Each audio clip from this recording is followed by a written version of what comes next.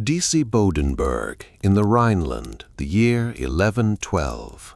An 8-year-old girl named Hildegard stands before a heavy oak door.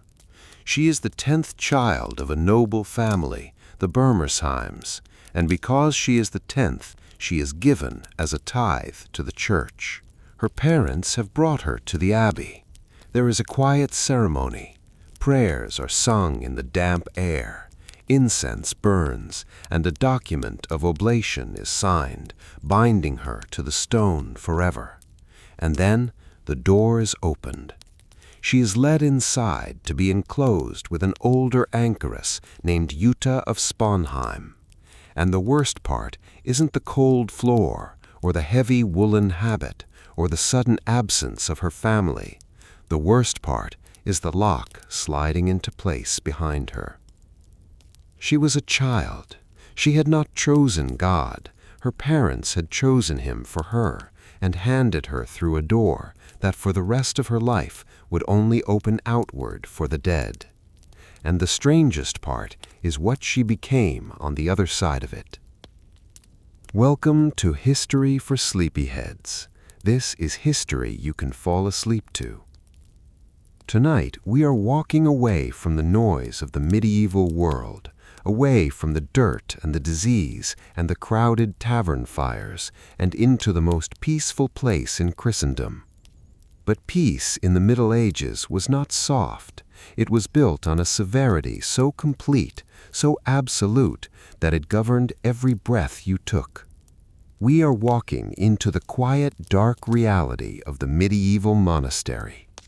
For 1,000 years, men and women retreated behind high stone walls to seek salvation. To the outside world, these cloisters were gardens of paradise, places of beautiful chanting, rich libraries, and quiet contemplation.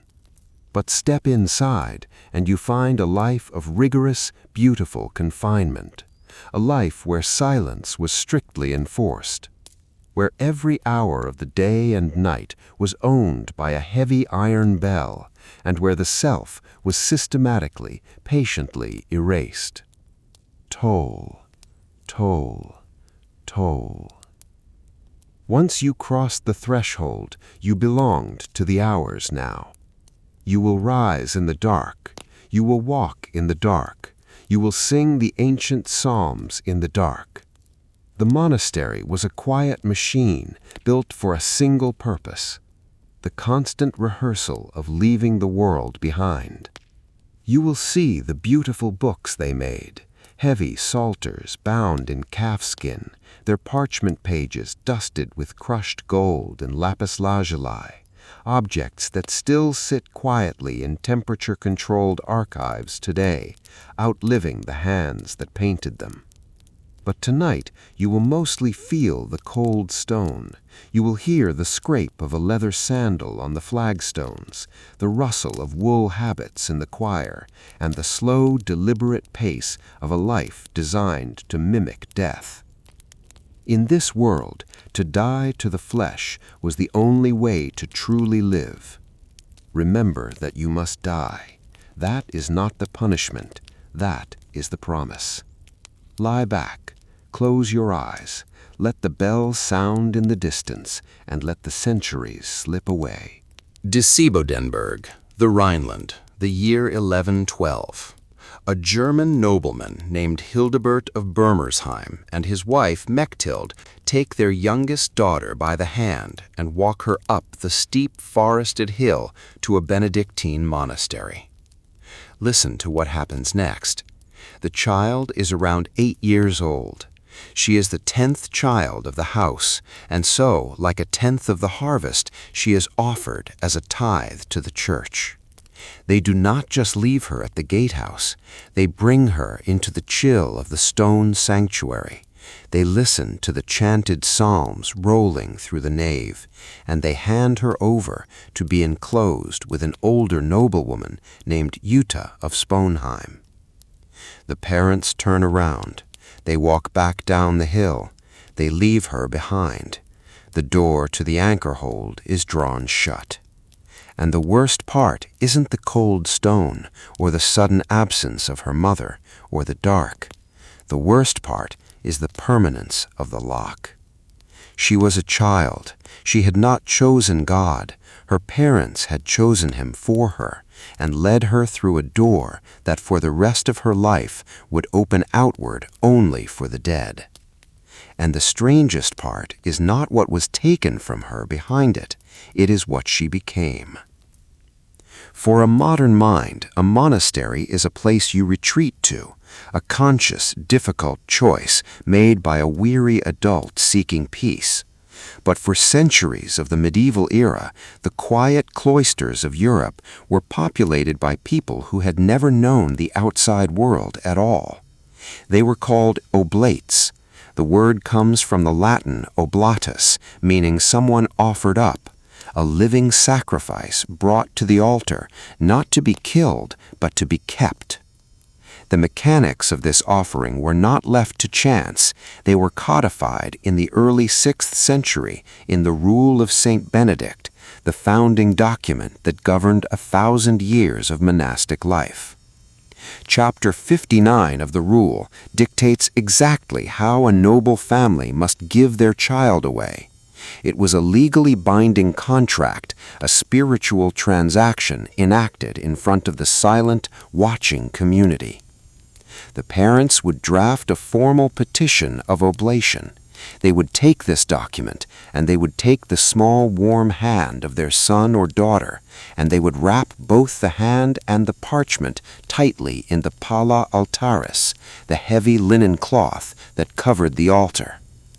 The parchment was heavy, scraped clean of hair, smelling faintly of lime and iron gall ink. The point was simple. Whatever the parents left behind in the world, the child would not inherit a fraction of it. The petition sealed the fate. It lay on the altar. It bound the child to the stone. The parents swore a solemn oath before God and the abbot that they would never leave the child any inheritance, never give them a single coin, property, or excuse that might tempt them to leave. The child was legally disinherited from the earth. The hand was unwrapped. The parents departed. The child stayed. The child stayed because the door that closed behind the parents was the boundary of the known universe. In the Benedictine tradition, the core of the monastic life was the vow of stability. You did not wander. You did not travel from house to house seeking a kinder abbot or warmer weather. You bound yourself to the specific stones of one specific monastery until you were buried under them. For an oblate, the world shrank overnight to a few acres of enclosed courtyard, a dormitory, a refectory, and the high vaulted ceiling of the abbey church. The robe given to the child was made of undyed wool, heavy and rough, smelling of sheep and lanolin. The point was simple. Whatever vanity the outside world traded in, and even in the 12th century the nobility traded in fine linen, bright dyes, and silver, it should not be able to cross the threshold. The habit swallowed the body. It went down past the ankles. It hid the shape of the wearer. The sandals were thick leather. The tunic was coarse. The cowl was pulled up to shadow the face. When you walk into a quiet place, your ears naturally strain to find a rhythm. For the child left behind at the altar, the rhythm arrived quickly, and it never stopped. Toll. Toll, toll. It was the office bell, the massive bronze weight swinging in the tower, moving the air, vibrating down through the masonry and into the soles of the child's feet. The moment the gate closed, the child's life stopped being measured in days at home, or seasons in the valley, or the chaotic whims of a feudal household. You belonged to the hours now. You would wake to the bell before you had learned to tell the hours apart. You would rise in the dark. You would walk to the choir in the dark. You would stand on the freezing flagstones in the dark. The bell did not care if you were 8 years old. It did not care if you missed the fire in your father's hall. The bell was the voice of the rule, calling the community to the work of prayer. 7 times during the day, and once in the deepest black of the night. And in that dark, surrounded by the towering, faceless shapes of adult monks or nuns chanting in Latin, the child began the long, slow process of unlearning themselves. The name they were born with faded. The memories of their mother's face grew distant. The world outside the walls ceased to exist. We look back at this and we see cruelty. We see a prison built for the innocent. But the medieval mind saw an act of profound, protective love. The world outside the walls was violent, diseased, and saturated with sin. To live in the world was to risk the eternal damnation of the soul. A nobleman who gave his child to the monastery was placing them in the safest fortress imaginable, a fortress where they would never know hunger, where they would be taught to read the scriptures, and where their constant prayers would act as a spiritual engine, generating salvation for the parents who had left them behind. It was a transaction of grace. The parents bought a share of heaven. The child paid the daily rent. Yet the reality of that rent was severe. The life they were initiated into was built entirely around the contemplation of the end. The monastery was not a place to celebrate the beauty of human existence. It was a laboratory for leaving it behind. The child was taught from the very first days of their enclosure to look past the flesh, to see the body as a temporary, fragile vessel, prone to rot and ruin, requiring constant, quiet discipline to keep the spirit pure. Remember that you must die. That is not the punishment. That is the promise. To die to the world was the only way to truly live. The oblate learned to walk with their eyes cast down. They learned to speak only when spoken to. They learned to move through the cloister using the silent sign language of the order rather than breaking the holy quiet.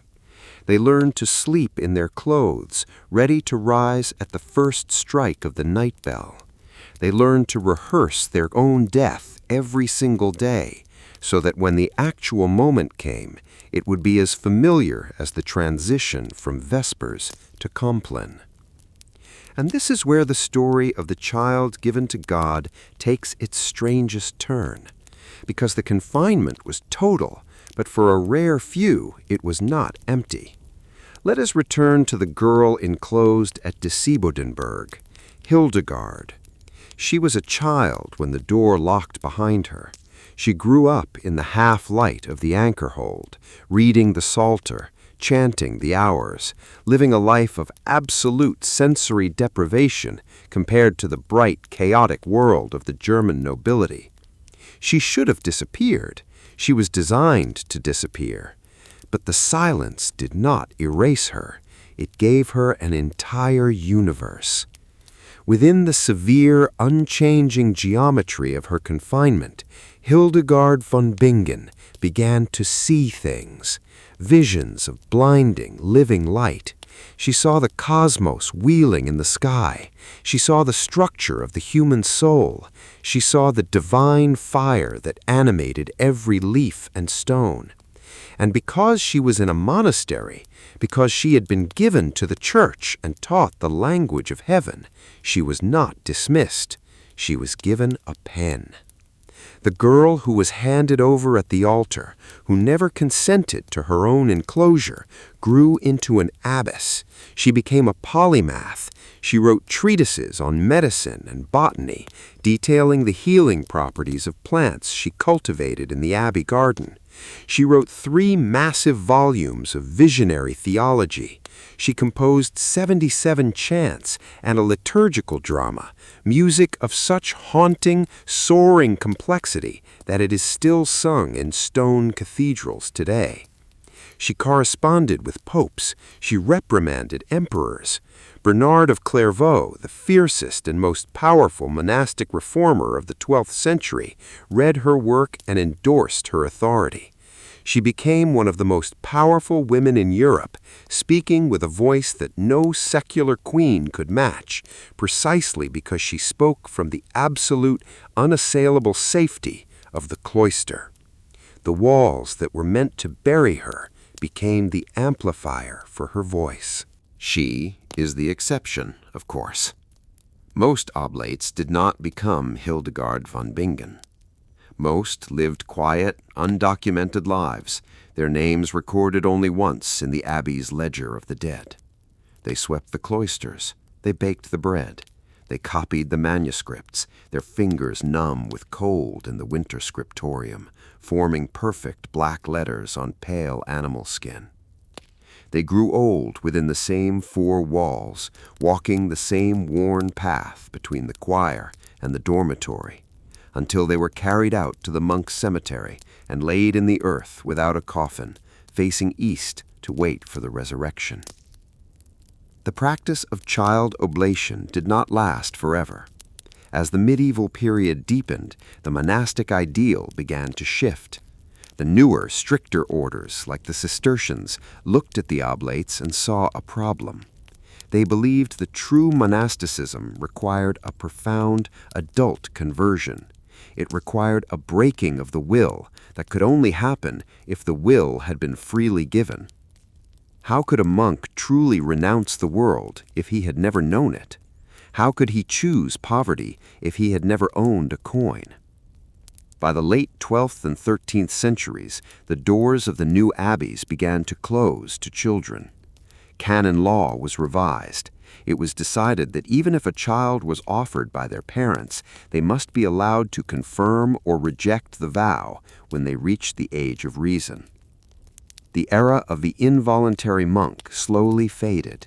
The gate that opened only for the dead began, very cautiously, to allow a way back out for the living. But for hundreds of years, the core of the great abbeys, the massive, wealthy engines of Cluny, of Saint-Denis, of Monte Cassino, were staffed by men and women who had arrived as children. They were the ultimate products of the system. They were the ones who knew no other rhythm than the bell, no other family than the choir, no other landscape than the stone. We picture them as prisoners, trapped in a dark and terrible mistake. And certainly some of them must have wept in the dark, missing a mother they could barely remember, raging against a life they did not ask for. But the surviving records, the chronicles, the customaries, the meticulous beauty of the illuminated manuscripts tell a different story for many others. They found a profound, unshakable peace. They found a world perfectly ordered, perfectly safe, where every question of existence was answered by the daily turn of the hours. From today's view, wrapping a child's hand in an altar cloth and leaving them behind a locked door looks like an act of unspeakable abandonment. From their view, it was the greatest gift a parent could give, an eternal sanctuary, a ticket to paradise, and a life lived entirely in the presence of God. And that's what's so chilling. Monte Cassino, Italy, around the year 530. A man arrives at the heavy timber gates of the monastery and knocks. He is asking to be let inside, to join the community, to leave the world behind. Listen to what happens to him. The Rule of Saint Benedict, the foundational document of Western monasticism, gives precise instructions for this exact moment. Chapter 58 dictates that the man must not be given an easy entrance. He is to be ignored. He must stand outside the gate for 4 or 5 days, knocking, enduring the cold, enduring the silence, proving that his desire to abandon his life is real. Only then is he allowed inside, but not into the cloister. He is placed in the guest house. He is watched. He is tested. Over the course of a year, the rule is read to him 3 separate times, ending with a severe, unambiguous warning. Here is the law under which you wish to fight. If you can keep it, enter. If you cannot, depart freely. The man chooses to stay. He is brought into the oratory before the whole community, and the most severe part isn't the year of waiting, or the harshness of the testing, or the coarse wool he is about to wear. The most severe part is the piece of parchment he carries in his hand. When the ink dried on that parchment, the person who had walked in was gone. He had a new name. He had a shaved head. He had no property, no plans, and no road home. He had not been sentenced to this house. He had promised himself to it, forever. To a modern mind, a vow is a promise you try your best to keep. To the medieval mind, a monastic vow was a legal and spiritual ontological shift. It changed the very nature of what you were. We often imagine that all monks took vows of poverty, chastity, and obedience, but that is a later formula, popularized centuries afterward by wandering friars. The Benedictine monk who shaped the medieval world took a different, older set of vows. They were 3: obedientia, conversationis morum, and stabilitas. Obedience, conversion of life, and stability. Stability is the vow we have lost all feeling for. It is the hardest for a modern mind to grasp. It meant that you did not just promise yourself to God in the abstract. You promised yourself to this specific house, to these exact stones, to this specific abbot, and this specific choir of brothers for the rest of your natural life. You did not travel. You did not transfer to a monastery with a milder climate if your joints ached in the gnarling winters of northern England. You did not flee to another abbey if the abbot of your house was cruel or incompetent or demanding. If plague entered the cloister, you stayed.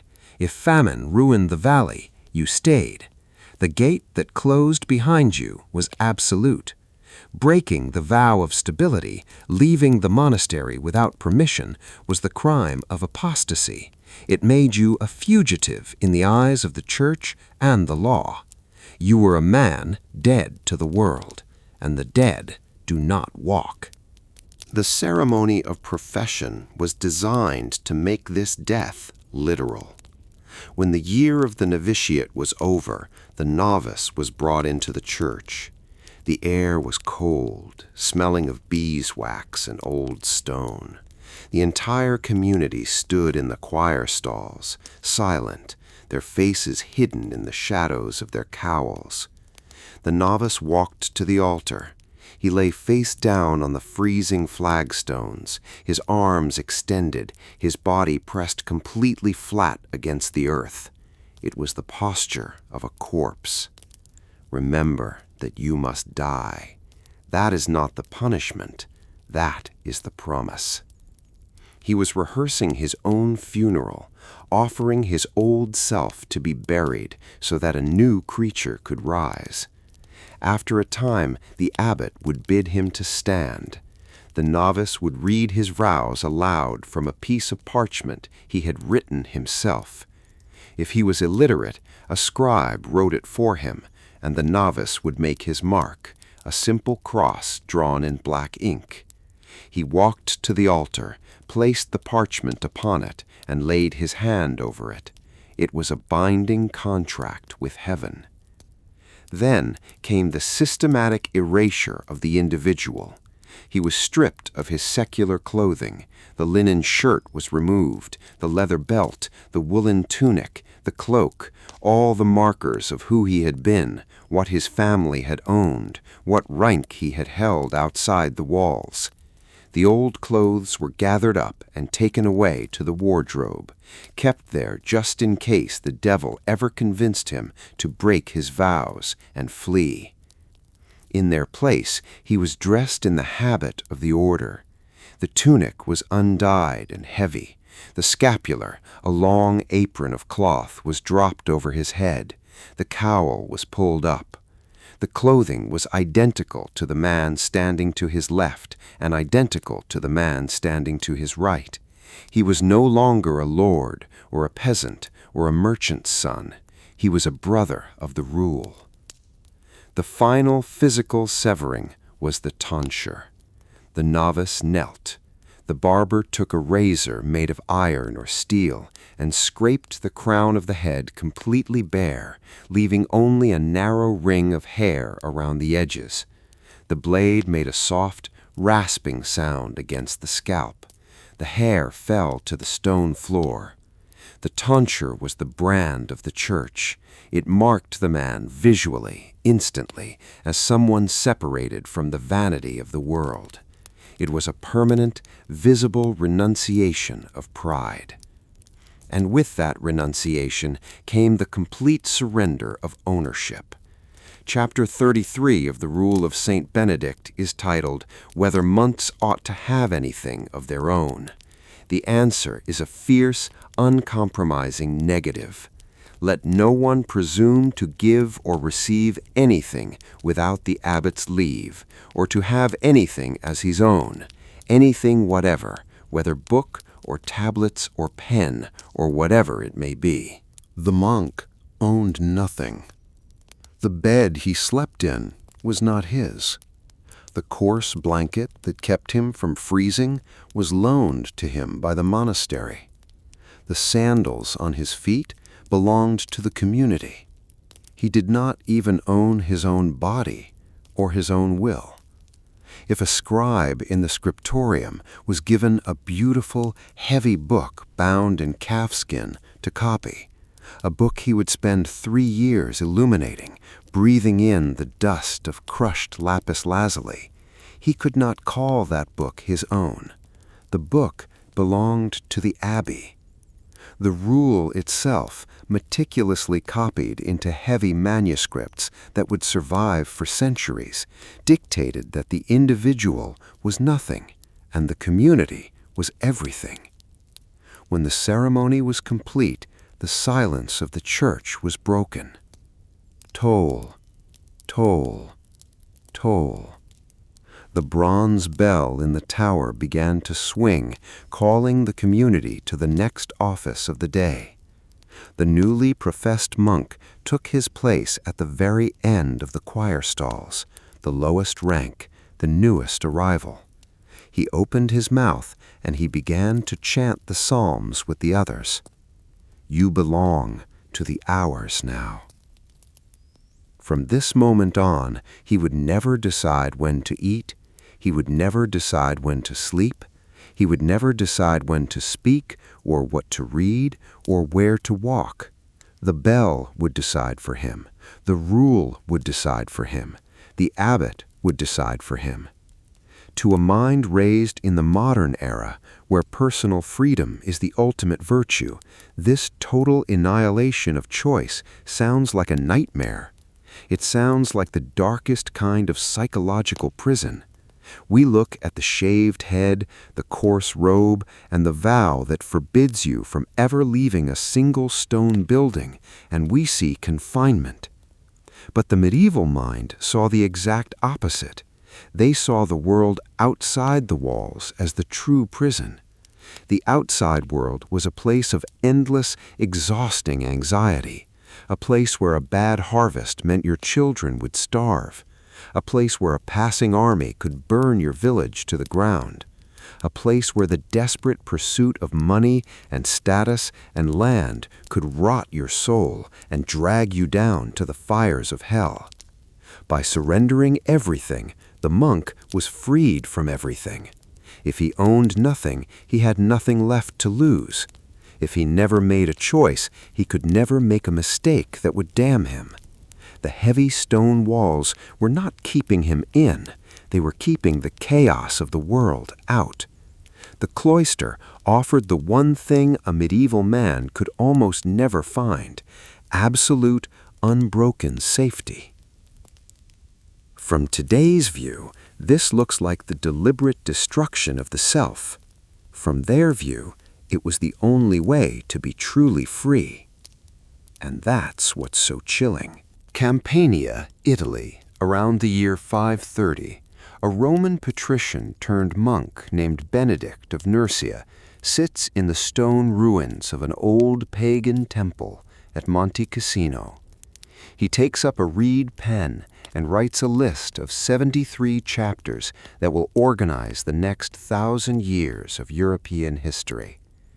Listen to what he wrote in chapter 4, which he called The Instruments of Good Works.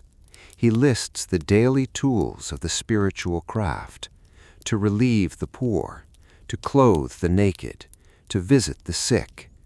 He tells his monks not to love much speaking and to dash at once against Christ the evil thoughts that rise in one's heart. But the heaviest instruction is the 47th instrument. It is a single, uncompromising sentence.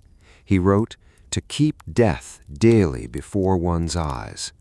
And the worst part isn't the morbidity or the shadows or the daily reminder of the grave. The worst part is how this sentence was received. We hear, "Remember you will die," as a threat. They heard it as the most comforting sentence in the world. Out there, death came for everyone without warning and found most of them unready. In here, you rehearsed it every single day, so that when it finally came, it would not be a stranger. They had not run from death into the monastery. They had run toward it on purpose, to be ready. To understand why a sane person would walk into a walled enclosure, surrender their own name, and promise never to leave, you have to look closely at what they were leaving behind. The medieval world was not a romantic tapestry of chivalry and banquets. For the vast majority of people, it was a brutal, exhausting, and terrifyingly fragile existence. The harvest failed, the fever spread, a passing feudal army burned the winter grain stores over a territorial dispute that the villagers did not even understand. Disease was ubiquitous, arbitrary, and completely inexplicable. A scratch from a rusted plowshare could kill a healthy man in a week of agonizing lockjaw. A mild winter meant a poor crop, and a poor crop meant starvation in the spring. The medieval church looked at this endless, grinding chaos and gave it a formal theological name: Contemptus Mundi, contempt for the world. This was the profound, documented conviction that the secular world was actively hostile to the human soul. The world was a shipwreck. It was a burning building. To stay in it, chasing money or land or temporary fleshly pleasures, was like carefully arranging the furniture in a house that was already consumed by fire. From this angle, the monastery was not a prison. The monastery was the lifeboat. When a man left his family and surrendered his property at the altar, he was not burying himself out of disordered self-hatred. He was fleeing the disaster. He was stepping out of the predictable violence of secular history and into a fortress of eternal safety. The high stone walls were not built to keep the monks locked inside. They were built to keep the poison of the world firmly out. Inside the cloister, the water from the abbey spring was clean.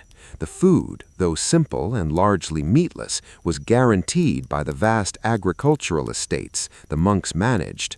The casual violence of armed men was stopped at the gatehouse, and most importantly, the soul was protected from the endless, suffocating temptations that dragged ordinary men down to the fires of hell.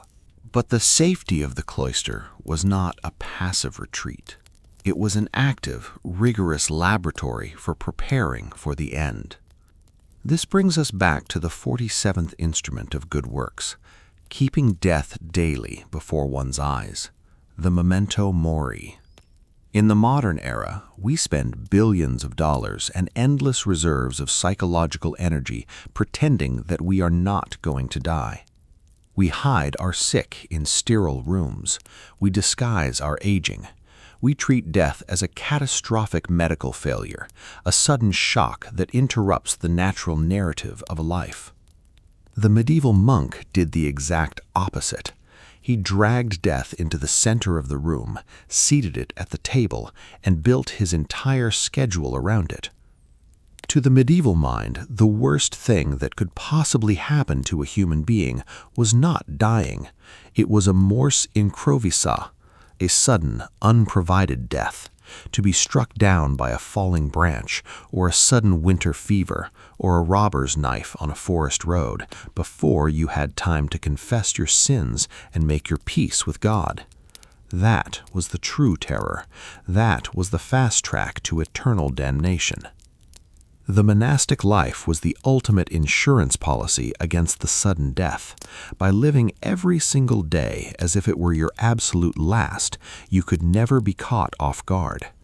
You confessed your minor faults daily in the chapter house. You slept in your rough wool habit, your leather belts securely tied, your sandals ready by the bed, prepared to rise at any moment. You chanted the ancient psalms of penance in the freezing black of the night. When you walked through the cloister garth, the open grassy courtyard at the absolute center of the monastery's architecture, you were walking past the unmarked graves of the brothers who had died before you. Their bodies were under the soil, sewn into their habits, turning quietly back to dust without a coffin, waiting, facing east for the resurrection. You looked at the grass. You remembered where you were going. You felt the chill in the air, and you accepted it. Remember that you must die. That is not the punishment. That is the promise. Because if you had already died to the world, if you had already given away your property, shaved your head, and legally erased your own will, then death had no real power over you. It could not tear you from your family, because you had already left them at the altar years ago. Death was stripped of its sting. It was merely a door opening from a dark room into a blindingly bright one. But what did they do with the life they had saved from the shipwreck? If they were just waiting for heaven, why not simply sit in silence? Because they had work to do. They performed the opus Dei, the work of God. Toll, toll, toll. The bronze bell sounded in the tower, vibrating through the cold stone. You belong to the hours now. The purpose of the enclosed life was not just self-preservation, it was a cosmic duty. The true labor of the monk was the liturgy, the endless cyclical chanting of the psalms. 7 times a day, and once in the deepest night, the community gathered in the vast vaulted choir of the abbey church. They stood in the freezing air, their breath rising in white plumes toward the timber roof. They opened the heavy calfskin psalters, their eyes tracing the thick black iron gall ink in the candlelight, and they sang the ancient Latin poetry of King David. They believed this was a literal imitation of Christ, a continuous, exhausting sacrifice of praise. And they believed it was absolutely essential for the survival of the fragile world outside. The medieval universe was held together by an invisible economy of grace. The armored knights fought to protect the physical borders of the kingdom. The peasants labored in the mud to grow the food, and the monks prayed to hold back the wrath of God. Their endless rhythmic chanting was a spiritual engine generating the heavy currency of salvation. They were praying for themselves, yes, but they were also praying for the wealthy patrons who had endowed the abbey, and for the wretched, sinful world that did not have the time, the purity, or the words to pray for itself. It is important, however, to state clearly that this pure theological fire was not the only reason the great abbeys filled with thousands of people. History is rarely made of pure intentions, and the medieval cloister was no exception. If we are to look at the reality of the enclosed life, we must look at the real, documented spectrum of the men and women who took the vow. Some were genuinely consumed by divine love. In the year 1113, a young nobleman named Bernard arrived at the gates of the austere new monastery of Citeaux in the damp forests of Burgundy. The Cistercians were a new radical order, determined to live the rule of Saint Benedict in its most punishing literal form. They wanted swamp water, hard manual labor, and total silence. Bernard was so charismatic, so entirely convinced that the world was a sinking ship, that he did not come to the gates alone. He brought 30 of his friends, his own brothers, and his noble relatives with him. He had convinced them all to abandon their wealth, their fine clothes, and their lands, and walk into the freezing silence of the cloister with him. He became Bernard of Clairvaux, the fiercest and most powerful religious voice of the 12th century. He chose it out of absolute, unyielding conviction. But for every Bernard of Clairvaux, there were 10 who came for quieter, more practical reasons. The monastery was a vital social safety net in a society that had no other. It was a permanent sanctuary for the unmarriageable daughter whose noble family could not afford a fitting dowry, ensuring she would live her life in high-status safety rather than downward mobility. It was a respectable, honorable career for the younger son of a lord who would not inherit the family estate, preventing him from becoming a landless, wandering mercenary. It was a quiet refuge for the aging widow who sought protection from the violent, purely economic politics of forced remarriage. And for some, it was the only path to the written word. If you were born with a hungry mind in the year 1050, there were no public universities. There were no public libraries.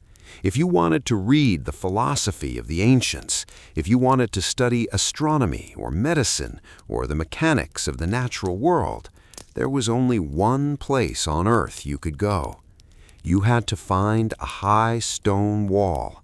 You had to take the vow of stability. You had to wear the heavy wool. The price of an education was your physical freedom. They were devout and they were profoundly pragmatic. The two realities existed side by side, perfectly comfortable in the same choir stall. The monastery offered heaven in the next life and absolute security in this one.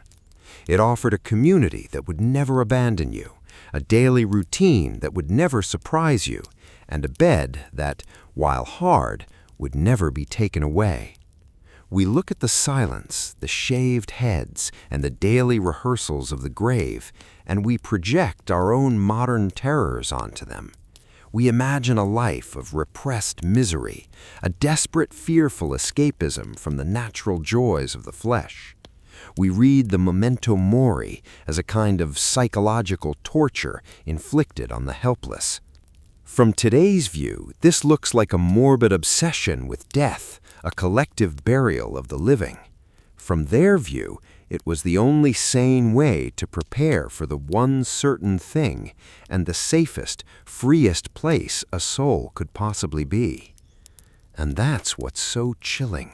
Disibodenberg, the Rhineland, the year 1141. A Benedictine nun named Hildegard, 42 years old, lies sick in her bed in the women's enclosure. For her entire life, she has seen things she cannot explain.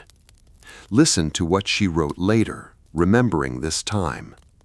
From my early childhood, before my bones, nerves, and veins were fully strengthened, I have always seen this vision in my soul. I call it the shade of the living light. For over 30 years, she kept it secret.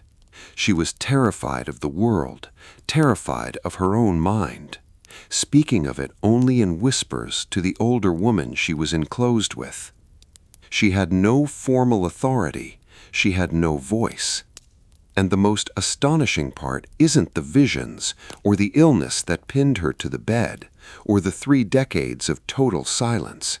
The most astonishing part is the command she finally heard, and the fact that she obeyed it. We left her in the first chapter at the gatehouse. She was around 8 years old, given away as a tithe by her noble parents, walled into a life she did not choose, in an age that gave women almost no voice at all. She should have vanished. She should have become a nameless ledger entry in the Abbey's Book of the Dead. But from inside those walls, not in spite of them, but because of them, she became a composer, a physician, a writer, a visionary who lectured bishops and a correspondent of popes and emperors. The door that closed on the terrified child opened, somehow, onto the whole world. To understand the paradox of Hildegard von Bingen, you have to look closely at the walls that held her. For 34 years after that door was locked, she lived a life of rigorous, unseen routine. She was raised by Jutta of Sponheim in an anchor hold, a small enclosed stone structure attached to the main church building.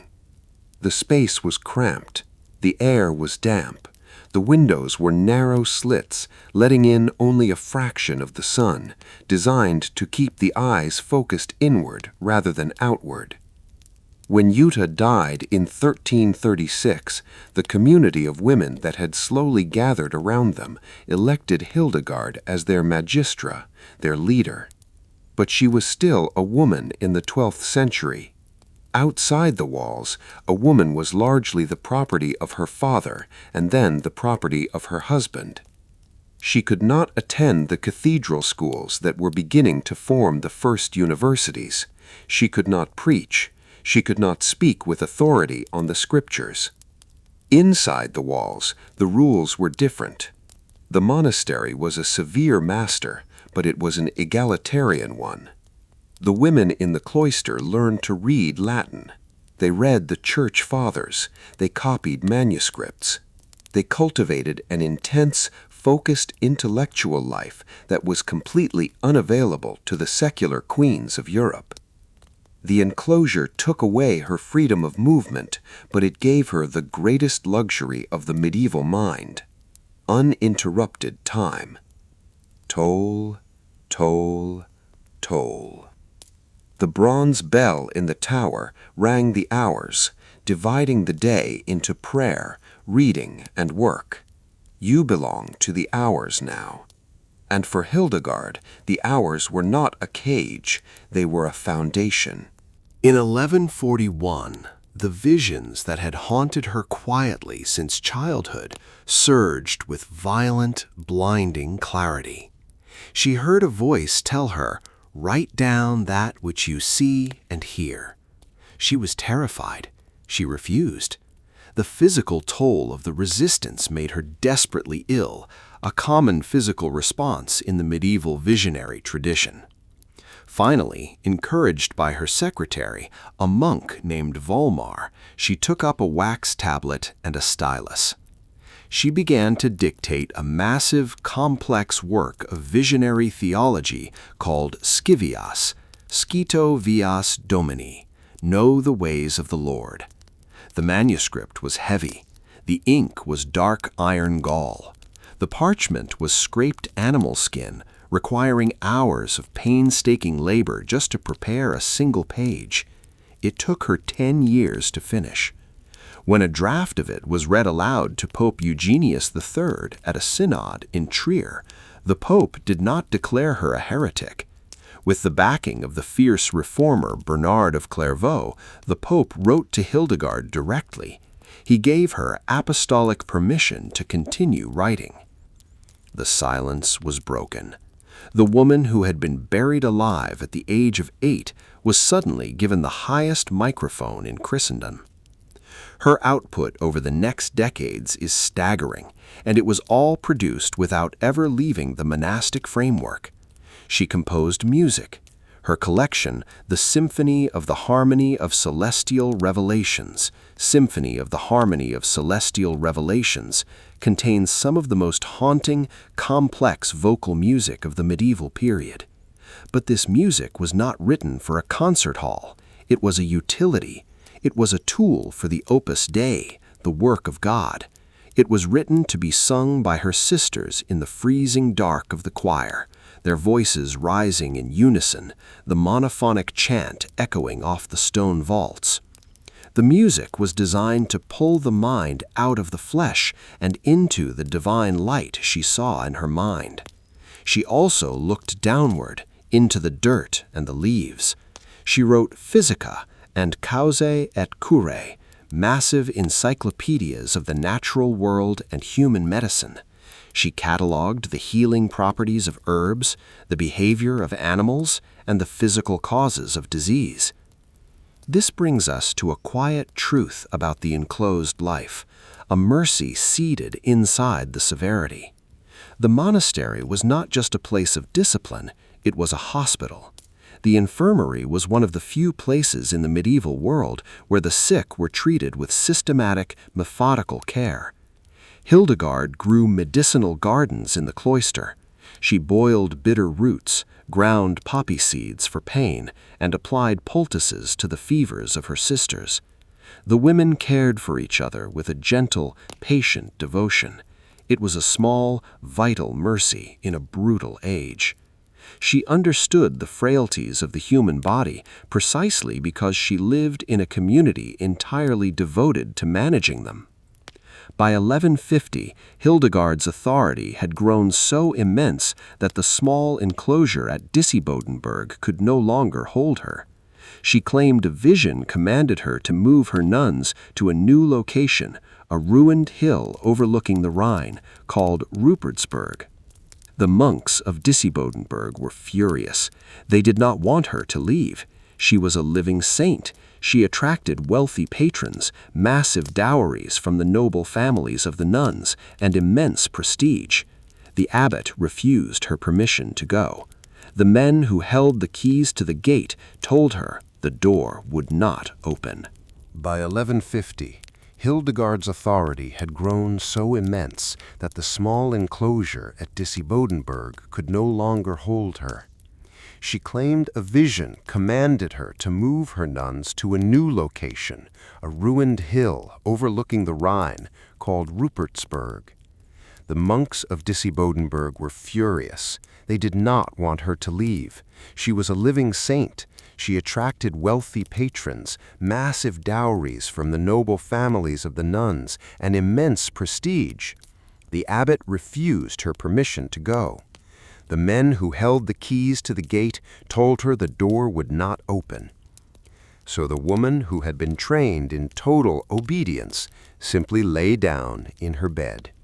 She became paralyzed by an illness she attributed to God's wrath at the abbot's refusal. She lay there, immovable, rigid as a board, until the abbot himself came to her room, tried to physically lift her, and could not. Terrified by the sheer, unyielding force of her conviction, he relented. She took her nuns. She walked out of the gate she had been carried through 40 years earlier. She built her own abbey. She became its abbess. She lived to be 81 years old. In her final years, she did something almost unheard of for an enclosed woman.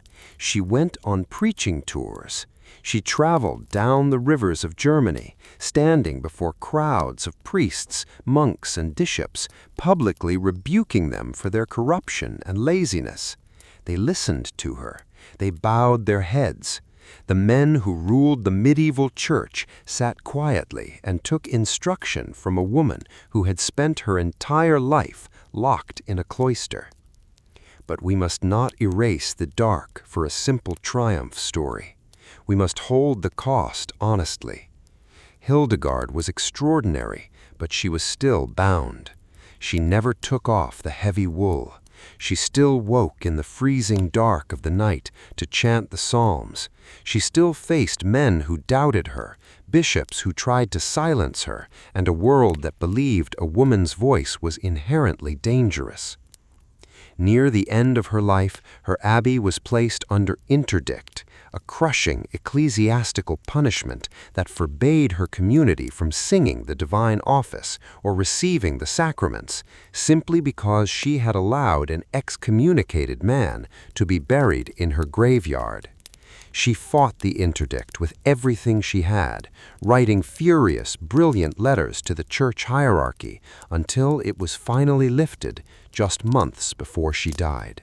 She did not escape the medieval monastery. She conquered it from the inside. Behind every severe rule, behind every shaved head and silent vow, there was a human being. For the vast majority of the men and women sleeping in the dormitories, the life was quiet, anonymous, and hard. They did not have Hildegard's genius.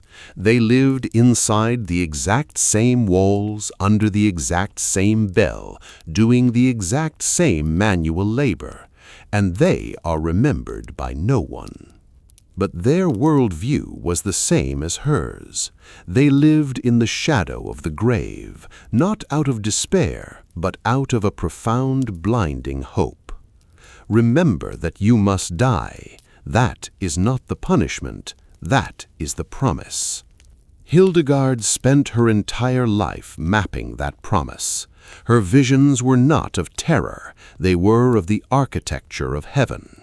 She looked at the daily rehearsal of death, and she saw the living light waiting on the other side. She took the most restrictive, severe environment the medieval world had to offer, and she used its silence to compose a symphony. From today's view, we see a brilliant woman who succeeded in spite of her medieval prison, a genius who managed to barely survive her confinement.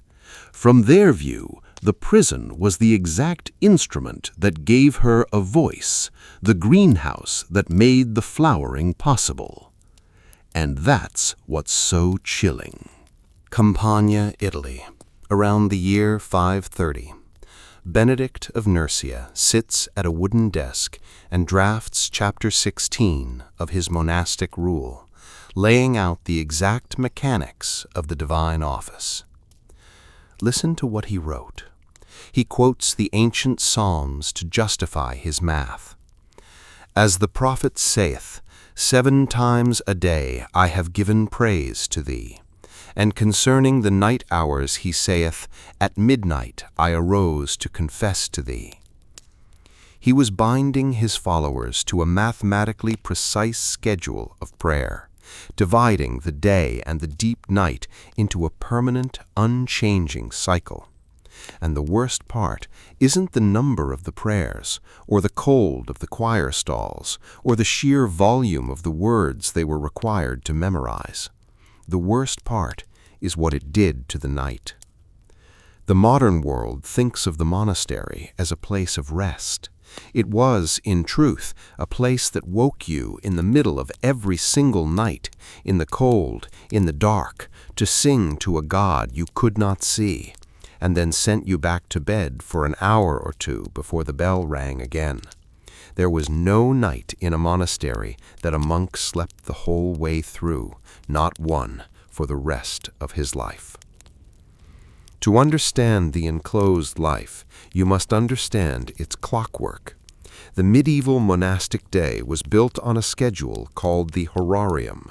It consisted of 8 canonical hours, 8 distinct moments of communal prayer that structured the universe. We begin in the dark. At approximately 2 in the morning, the community was summoned to the first and longest office of the day, called vigils, or matins, or the night office. The monks slept in a communal dormitory called a dorter. They slept fully clothed in their wool habits. The belts were tied at their waists. The soft night shoes were already on their feet. The point was simple. When the bell rang, there was to be no dressing, no gathering of belongings, no hesitation. You simply stood up and you walked. They walked in total silence down a specific flight of stone steps called the night stairs, which led directly from the dormitory down into the freezing transept of the abbey church. The air was heavy, smelling of damp stone and stale incense. The massive space was lit only by a few thick beeswax candles placed near the large, heavy psalters on the wooden lecterns. For over an hour, while the rest of the world slept, the choir chanted the psalms. They bowed, they stood, they knelt on the flagstones.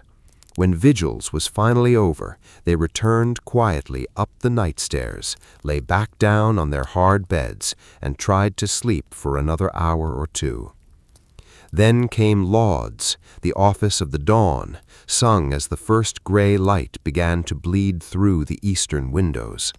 Prime followed shortly after, the first hour of the working day, around 6 in the morning. Then terce at mid-morning, sext at midday, nun in the mid-afternoon, vespers as the evening shadows lengthened, and finally compline, the last office before the community returned to the dormitory for their primary broken sleep. The schedule shifted, of course. Medieval time was not rigid the way modern time is. It expanded and contracted with the seasons.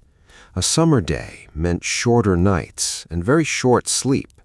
A winter day meant long hours of darkness and sprawling night vigils. Different orders and different houses adjusted the time slightly, but the machinery itself, the relentless cycle of the 8 hours, never stopped. This cycle was the opus Dei, the work of God. It was their entire profession. Over the course of a single week, a monk would chant all 150 of the biblical psalms in Latin by memory, and then on Sunday, the cycle simply began again. But how did a community in the 12th century know it was exactly 2 in the morning on a starless, overcast night? The responsibility fell to a single man, the sacristan. It was his job to track the invisible passage of time. If the sky was clear, he watched the movement of the constellations through a specific window in the church. If the sky was entirely covered in clouds, he relied on a clepsydra, a water clock. He listened to the slow, steady drip of water from one vessel into another in the dark, measuring the hours by the accumulating weight of the liquid. He could not be late. The rule demanded absolute punctuality for the work of God.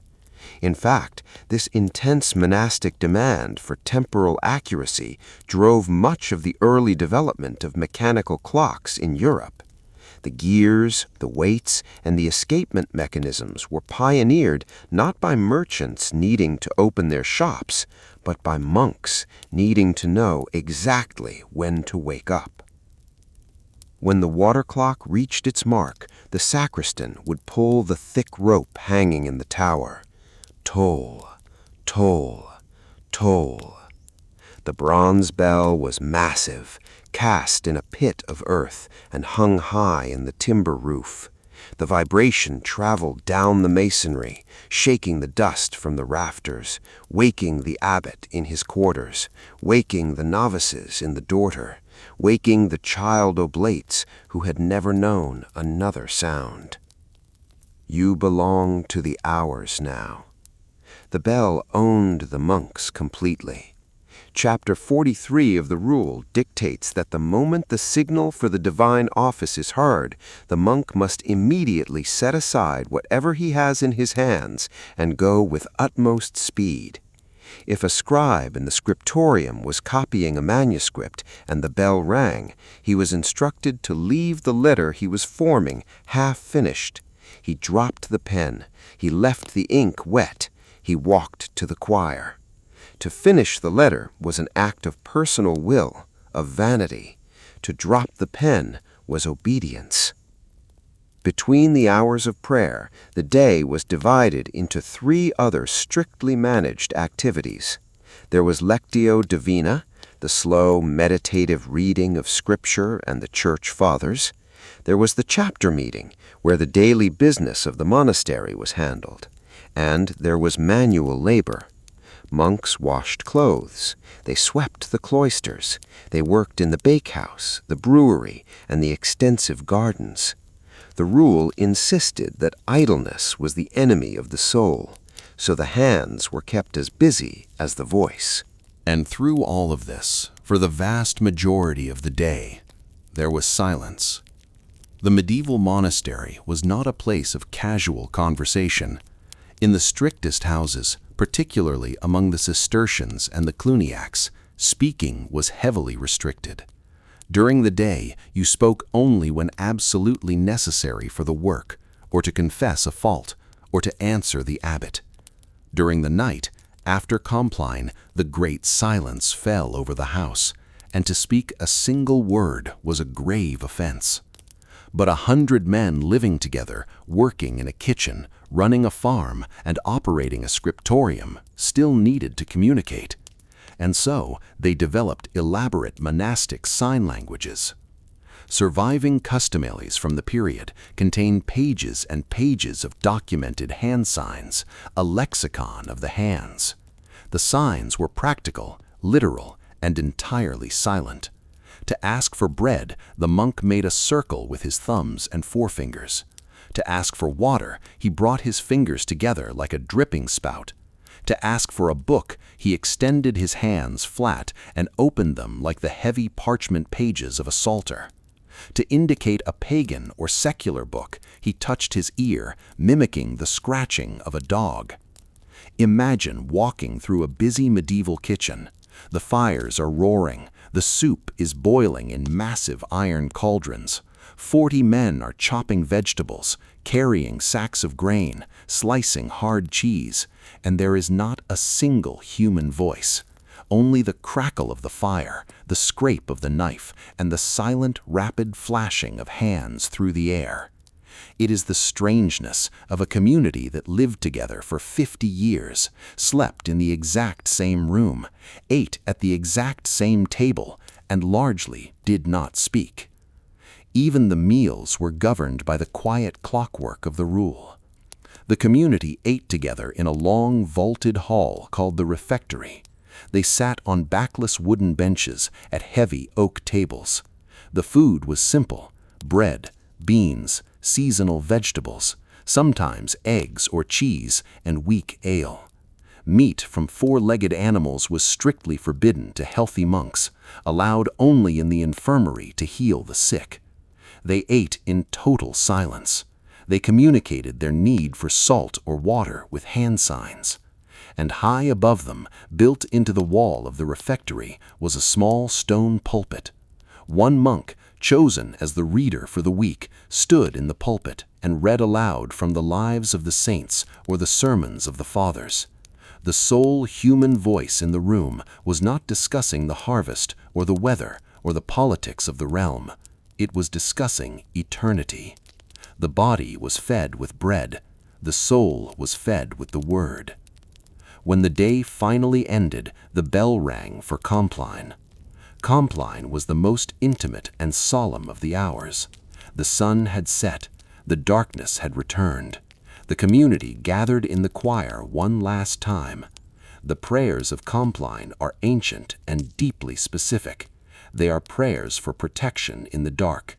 They are a plea to be kept safe from the terrors of the night, from sudden fire, and from the quiet fading of the heart. Because sleep to the medieval mind was the cousin of death. When a monk closed his eyes, he did not know for certain that he would open them again. Compline was the daily rehearsal for the end. The final prayer commended the soul to God, asking that if the monk should die in his bed before the bell for vigils rang, he might wake in paradise. Remember that you must die. That is not the punishment. That is the promise. After Compline, the abbot sprinkled the brothers with holy water as they walked out of the church. They walked in the great silence back up the night stairs. They lay down on the hard, straw-filled mattresses. They pulled the rough woolen blankets over their chests. The monastery went entirely still, guarded by the high stone walls and the heavy timber doors. And they rested. They slept their brief, broken sleep, waiting in the dark for the water clock to drip its final measure and the bronze bell to swing again. From today's view, this looks like a relentless machine designed to exhaust the body, a life of sensory deprivation and sleep torture. From their view, it was the perfect tuning of an instrument to heaven, a life beautifully ordered against the chaos of the world. And that's what's so chilling. Burgundy, France, around the year 1130. A traveler crests a hill and looks down into the valley of the Rhône River.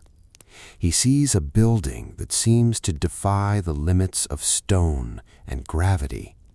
It is the Abbey of Cluny. Listen to what the traveler sees when he walks through the doors. The Abbey Church, known to history as Cluny III, is 555 feet long. The vaulted stone ceiling rises almost 100 feet into the air. The altars are clad in gold and silver. The reliquaries are studded with crushed rubies and sapphires. The choir stalls hold hundreds of monks draped in fine black wool, chanting in unison, their voices echoing through the largest enclosed space in the Christian world. It would remain the largest church in Christendom for another 400 years until the new St. Peter's Basilica was finally built in Rome. And the most startling part isn't the silver or the silk or the sheer staggering size of the nave. The most startling part is the vow taken by the men who lived inside it. Every single monk who walked into that church had sworn under the pain of eternal damnation that he would never own a single coin. He did not own his habit. He did not own his shoes. He had legally erased his right to personal property forever. And yet, together, they possessed an empire. We picture the medieval monastery as a place of barren cells, crusts of bread, and total deprivation. We equate the vow of poverty with actual poverty, but that is not what happened. The truth is far stranger. The men and women who took a vow to leave the world behind ended up running the wealthiest, most powerful, and most productive institutions the medieval world had ever seen. This was not a contradiction the medieval mind failed to notice.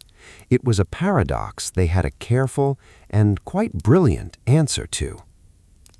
The individual monk owned nothing. The point was simple. Personal wealth was a trap for the soul. It bred vanity, greed, and the terror of losing what you had gathered. But corporate wealth, the wealth of the house, held in common, dedicated entirely to God, was glorious. The community was not hoarding gold for personal pleasure. They were gathering it to build a palace for heaven on earth. They were outfitting the Opus Dei, the work of God, with the dignity it deserved. To use cheap wood and dull cloth to worship the Creator of the universe would have been the true insult. And so the monastery became an economic powerhouse. It was not just a church, it was a multinational corporation, a sprawling, highly organized machine of production and land management. When the Cistercian order was founded in 1098, they looked at the gold and the staggering splendor of Cluny and they recoiled. They wanted a stricter, harder life. They actively sought out the most hostile, uncultivated landscapes in Europe, the swamps of Burgundy, the freezing, wind-blasted moors of northern England. They built houses like Fountains Abbey and Rievaulx in Yorkshire, intending to live in absolute, punishing isolation.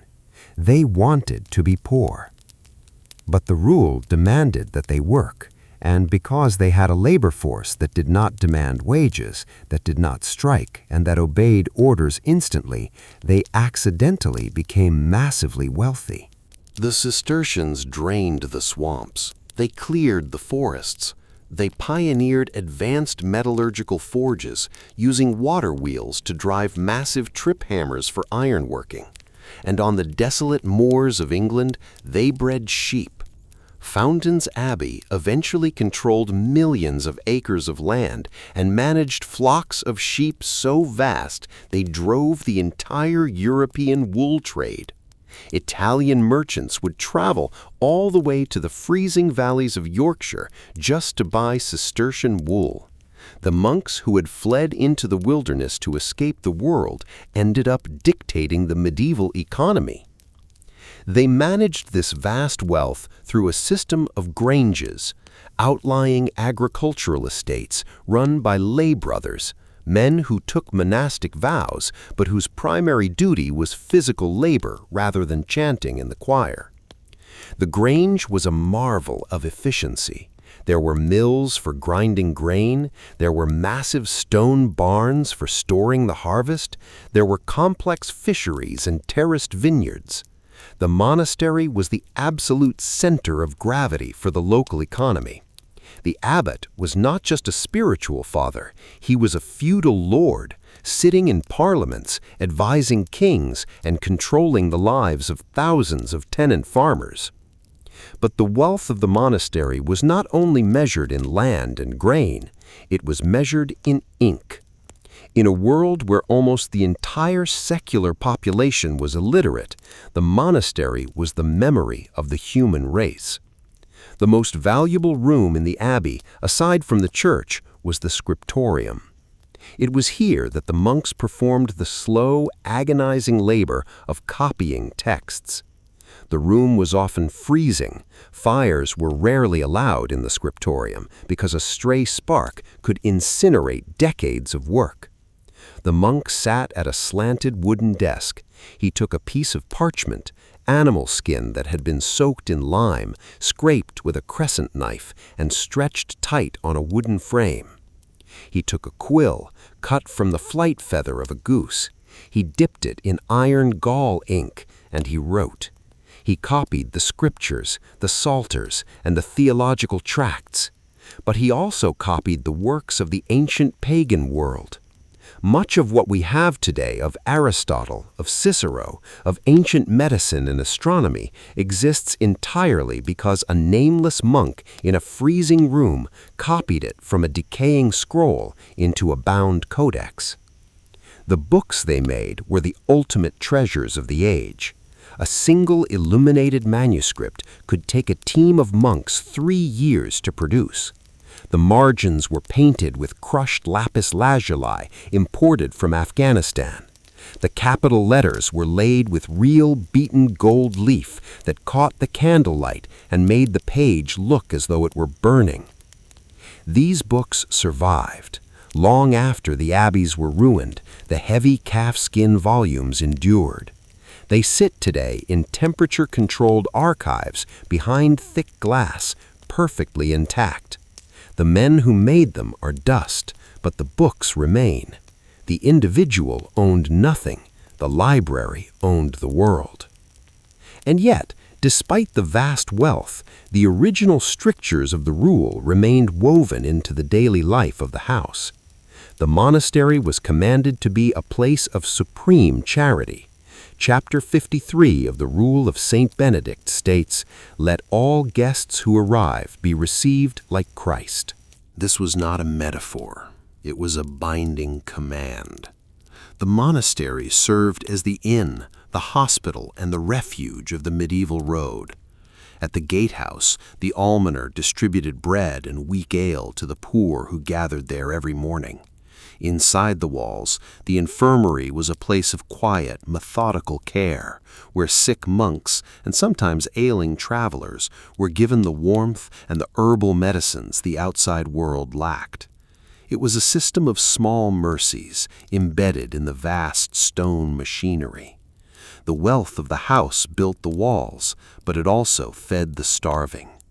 But how exactly did the monasteries acquire all this land in the first place?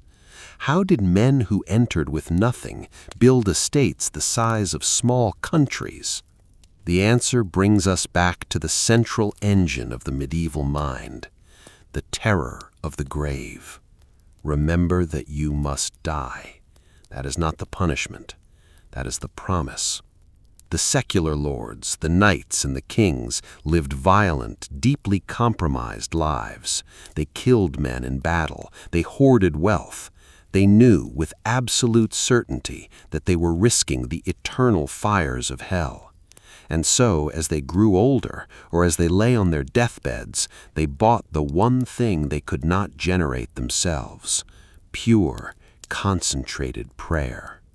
A nobleman would draft a charter giving a massive tract of fertile land, or a whole village, or a toll bridge to the local abbey. In exchange, the monks agreed to sing a mass for his soul every single day until the end of the world. It was called a chantry endowment. The monastery's wealth was built acre by acre on the sheer terror of dying men.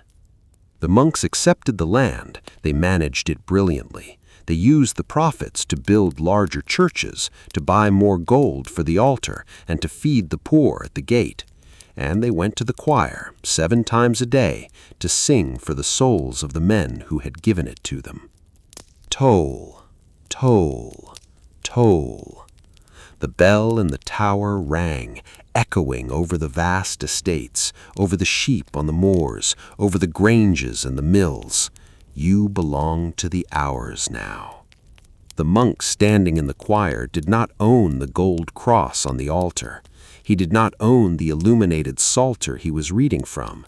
He did not own the wool on his back. His personal poverty was absolute, even as he stood in the center of an economic empire. He belonged to the hours, and the hours were spent maintaining the bridge between a terrified, dying world and the absolute safety of heaven. From today's view, we see a massive contradiction, an institution of supposedly humble men hoarding the wealth of a continent, a hypocrisy written in stone and gold. From their view, it was the perfect economic system. The wealth of the violent world was legally transferred to the hands of men who could not keep it for themselves, so that it could be used entirely for the glory of God. And that's what's so chilling. Durham Priory, northern England, around the year 1350. A monk sits in a small, cold stone room called the Chequer. He holds the title of cellarer. He unrolls a long, heavy strip of sheepskin parchment across a wooden desk. Listen to what he writes down. He records the purchase of thousands of salted herrings from the coast. He records the yield of the autumn wheat from the valley. He records the cost of iron to repair a broken millstone and the exact rent paid by a tenant farmer, measured in eggs and silver pennies. He tracks the fractions of a farthing. The ink is black, the handwriting small, cramped, and perfectly uniform. And the strangest part isn't the sheer volume of the grain, or the endless lists of fish, or the sprawling scale of the provisions. The strangest part is the man holding the pen. He had taken a vow of absolute poverty. He had sworn to leave the anxieties of the material world behind forever. And yet, the men who had renounced the world turned out to be, of necessity, some of the most careful and relentless administrators in it. The abbey that touched heaven 8 times a day also kept a ledger. To understand how the massive wealth of the monasteries actually functioned, you have to look beneath the gold of the altar and into the counting house. The abbey was a spiritual fortress, but it was also a small city.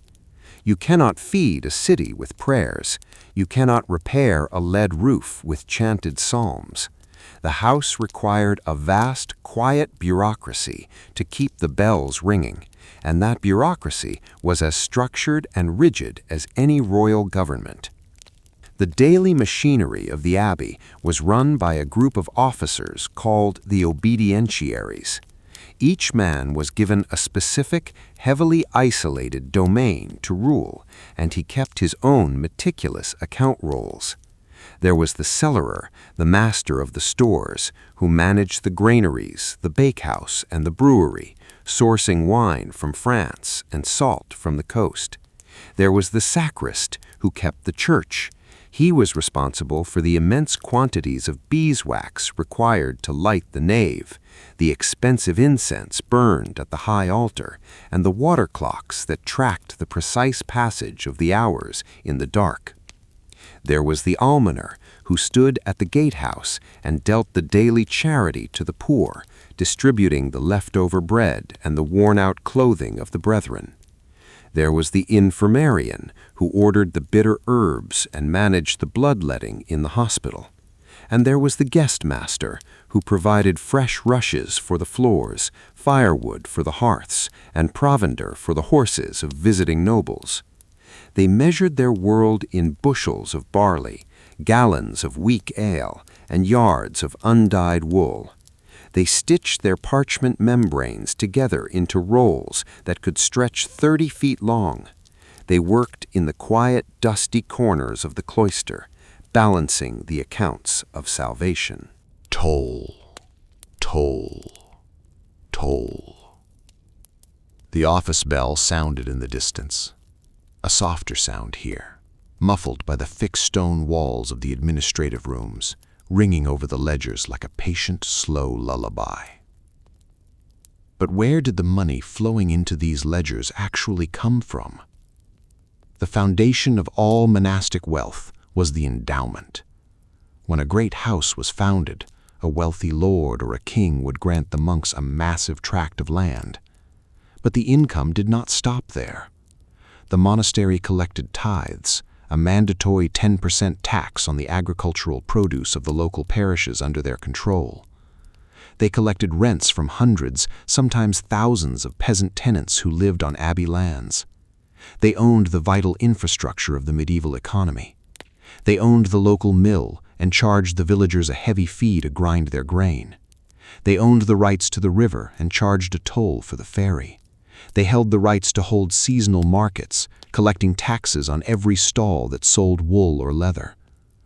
The monastery was an engine that slowly, inevitably pulled the wealth of the surrounding countryside behind its high stone walls. But a profound practical problem remained. The choir monks, the men who had taken the full vows, who could read Latin, who spent their entire day singing the 8 offices of the Opus Dei, could not possibly plow the fields. They could not shear 10,000 sheep on the Yorkshire moors. They could not forge the iron or dig the drainage ditches. The rule required manual labor, but the scale of the estates had grown far beyond what a choir of chanting men could manage. The solution, particularly championed by the Cistercian order, was the creation of a second class of monks.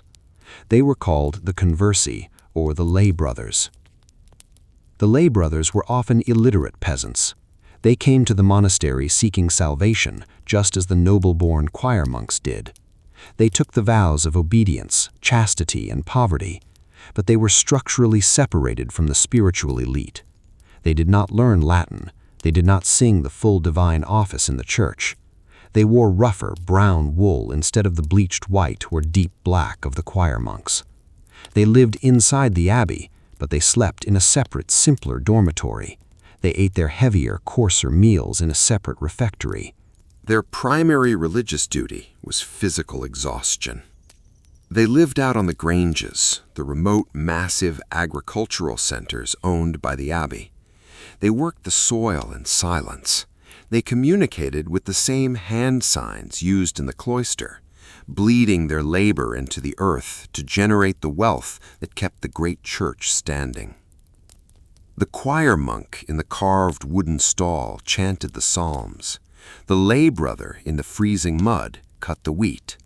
Both had surrendered their lives. You belong to the hours now. But for the lay brother, the hours were not measured by the pages of an illuminated psalter. They were measured by the arc of the sun, the ache in the shoulders, and the sweat on the brow. It was a quiet, rigid class structure operating smoothly inside a community that claimed to have left all worldly rank at the gatehouse. At the absolute top of this massive bifurcated hierarchy sat one man, the abbot. In a small, struggling house, an abbot might simply be a spiritual father to a dozen men. But in a great house, the abbot was a prince of the realm. He had his own private quarters, entirely separate from the communal dormitory, built on the scale of a manor house with private kitchens and great halls. He entertained traveling kings and powerful bishops. He rode out to inspect his estates with a retinue of armed guards and servants. He sat in the royal parliament alongside the secular dukes and earls. He held his own manorial courts. He had the power to dispense justice, to levy crushing fines on his tenants, and, in some jurisdictions, to order executions. He was a monk who had vowed himself to humility, yet he wore a ring of gold, carried a carved wooden crozier, and wielded the unquestioned power of a feudal lord. When he was away on state business, the prior ruled the house in his place, ensuring that the great machine did not pause for a single day. The sub-prior watched the monks in the cloister. The obedientiaries counted the grain. The lay brothers worked the fields. It was order within order within order. This hierarchy, this careful, unromantic division of labor and accounting, is precisely what allowed the monastery to survive for centuries. It was an institution designed to outlive everyone inside it. It was completely impersonal and completely permanent. The abbot would grow old and die. The cellarer would succumb to a winter fever. The lay brother would be buried in an unmarked grave at the edge of the grange. But the office remained. The title remained. The account roll was simply rolled up, tied with a leather string, and handed to the next man who stepped into the position. The land continued to yield its harvest. The mill continued to turn. The ledger beneath the sung psalm never closed. From today's view, this looks like a corporate bureaucracy wearing the mask of religion, a vast spiritual enterprise reduced to rents, receipts, and a quiet, crushing class system. From their view, careful administration was a holy duty, a way of ordering the chaos of the earth to ensure that the work of God could continue until the end of time. And that's what's so chilling. A Benedictine abbey in northern Europe, the year 1250. The community of monks files out of the choir after the morning office of prime, and they walk in absolute silence to a rectangular stone room. It is called the chapter house. Listen to what happens when they sit down. The abbot takes his seat at the head of the room. A monk stands and reads a single chapter of the Rule of Saint Benedict aloud. When the reading is finished, the abbot looks out at the men seated on the stone benches and speaks a simple, terrifying phrase. "Let us speak of our order." And then a monk steps forward into the center of the room. He does not speak a defense. He drops to his knees on the freezing flagstones. He confesses that he broke an earthen jug in the kitchen, or that he fell asleep during the night vigils, or that his eyes wandered during the chanting of the psalms. He bows his head, he waits for his penance. And the worst part isn't the cold floor, or the broken jug, or the public humiliation. The worst part is the absolute impossibility of hiding. The walls kept the world out, but a wall cannot keep a man from his own failings, and so the monastery built a ritual for those too. Every day, in the same room, they knelt and named the small sins of the day aloud: the broken dish, the whispered word, the wandering mind at prayer, and asked, before everyone they would ever live beside, to be corrected. There was no privacy in a monastery, not even inside your own conscience. To understand the deepest, most inward reality of the enclosed life, you must understand the chapter of faults.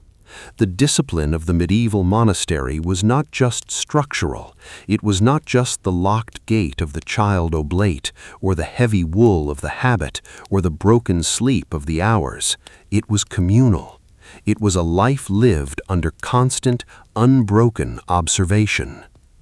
The daily ritual in the chapter house was a mechanism of absolute transparency.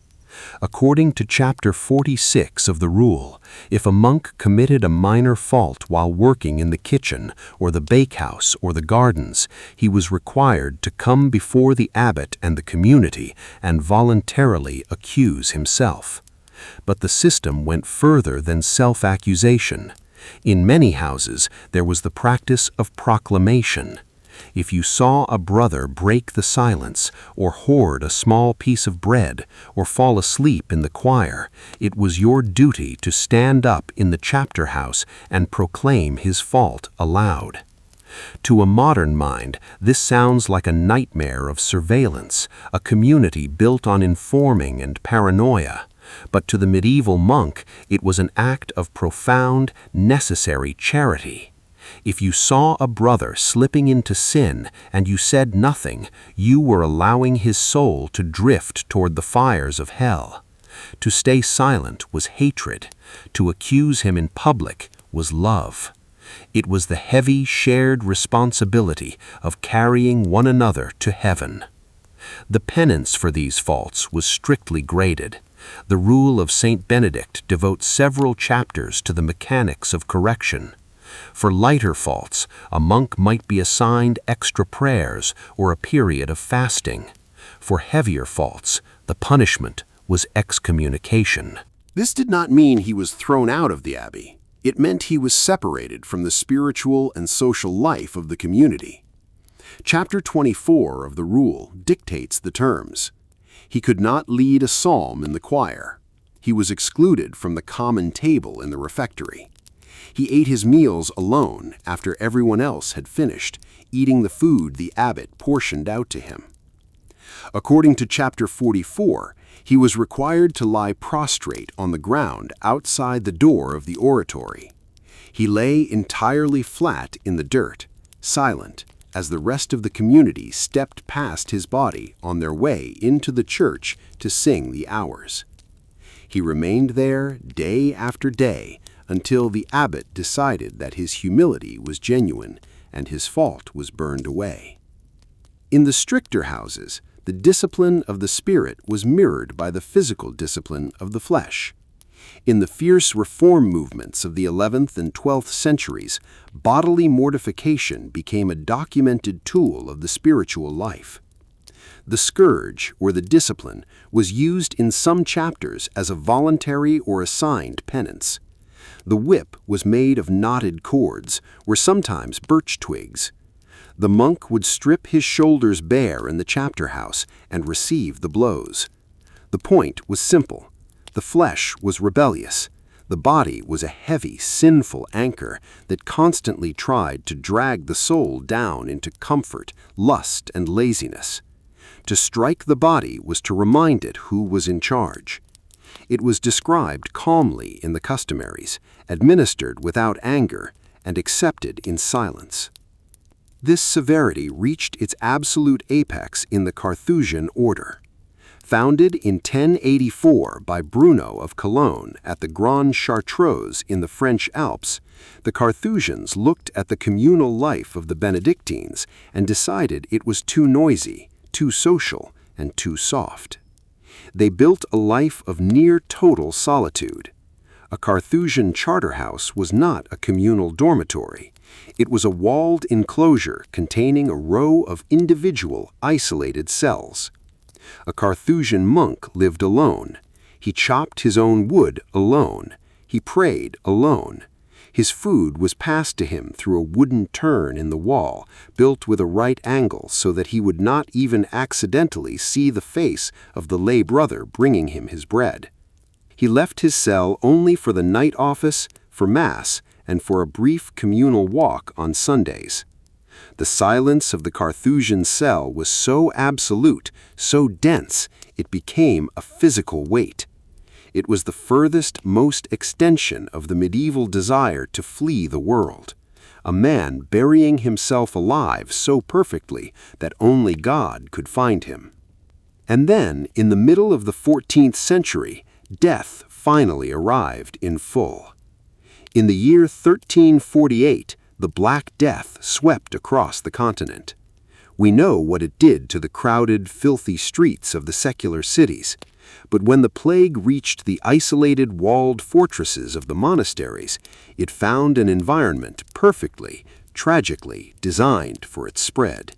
The very architecture that protected the soul became a lethal trap for the body. The enclosed life was a life of total physical proximity. They ate shoulder to shoulder in the refectory. They slept shoulder to shoulder in the unventilated dorters. They stood shoulder to shoulder in the choir stalls, breathing the same freezing air, chanting the same psalms. When the plague bacillus entered a monastery, carried in on the wool of a lay brother or the breath of a desperate traveler seeking alms at the gate, it did not stop until it consumed the house. The records from the period are devastating in their quiet arithmetic. At Moe Abbey, a wealthy Cistercian house in the damp plains of Yorkshire, the abbot and 22 monks died in the single month of August 1349. By the time the wave passed, more than 30 choir monks were dead, and the community of lay brothers was wiped out entirely. The massive, complex machinery of the estate collapsed. There was no one to shear the sheep. There was no one to count the grain in the cellar. The graveyards in the cloister garth filled so quickly that the traditional, reverent monastic burials had to be abandoned. The bodies were laid in the earth, wrapped only in their worn wool habits, sewn shut at the head and the feet. But the most staggering reality of the plague in the cloister was not the death toll, it was the obedience. As the brothers sickened, as the fever set in and the buboes swelled, the survivors did not break the vow of stability. They did not flee into the forests. They stayed in the house. Toll, toll, toll. The bronze bell in the tower sounded over the dying abbey. It was no longer just ringing the hours. It was tolling the death knell. But the hours remained. You belong to the hours now. And so, the dwindling community rose in the dark. They walked past the empty deads in the dormitory. They walked down the night stairs. They stood in the vast, echoing choir, looking at the dozens of empty wooden stalls where their brothers had stood a week before. And they opened the heavy psalters, and they sang the night office. They sang it when there were 50 men. They sang it when there were 20. They sang it when there were only 5 men left standing in the dark. For hundreds of years, they had practiced the memento mori. They had kept death daily before their eyes. Remember that you must die. That is not the punishment. That is the promise. They had built an entire civilization around the rehearsal of this exact moment. And when the moment finally came, when the air turned foul and the graves opened, they did not panic. They knelt in the chapter house. They confessed their faults. They went to the choir.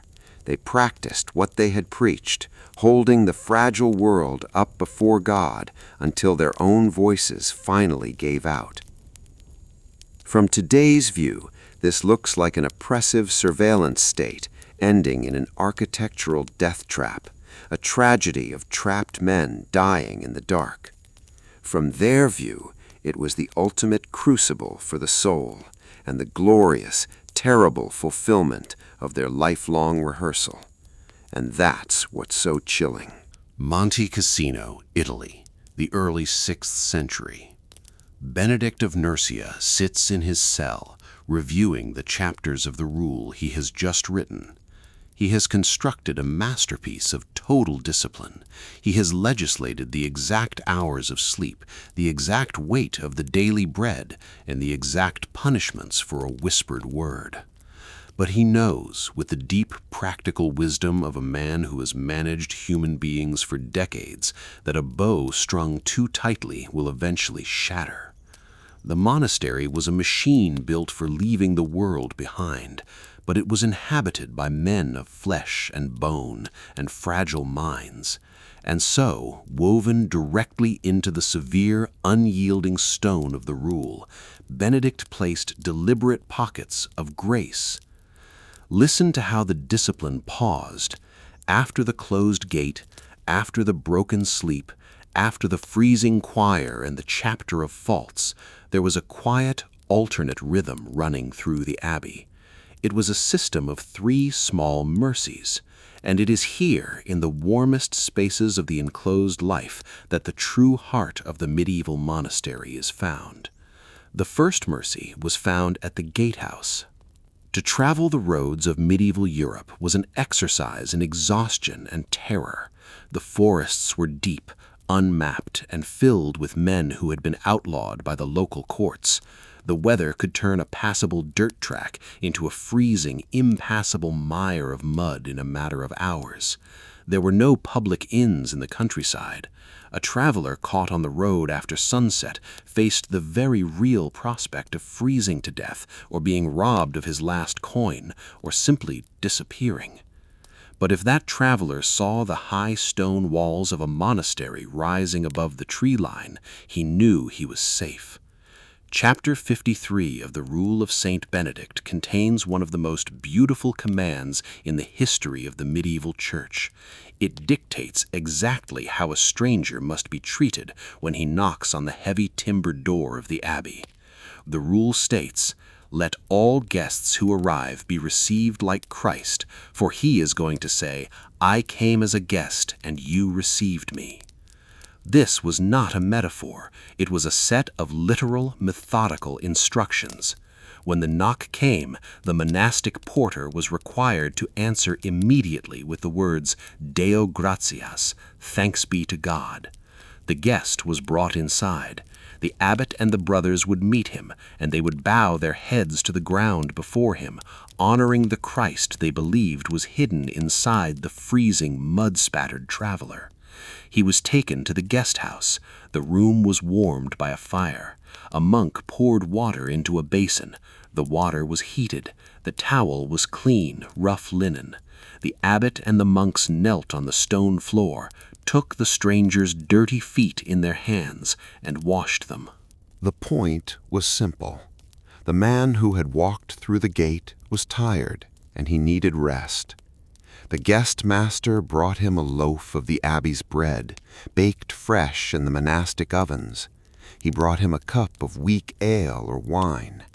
He provided a bed stuffed with fresh straw or feathers and a heavy woolen blanket. The monks who served him had sworn an oath of absolute poverty. They owned nothing themselves.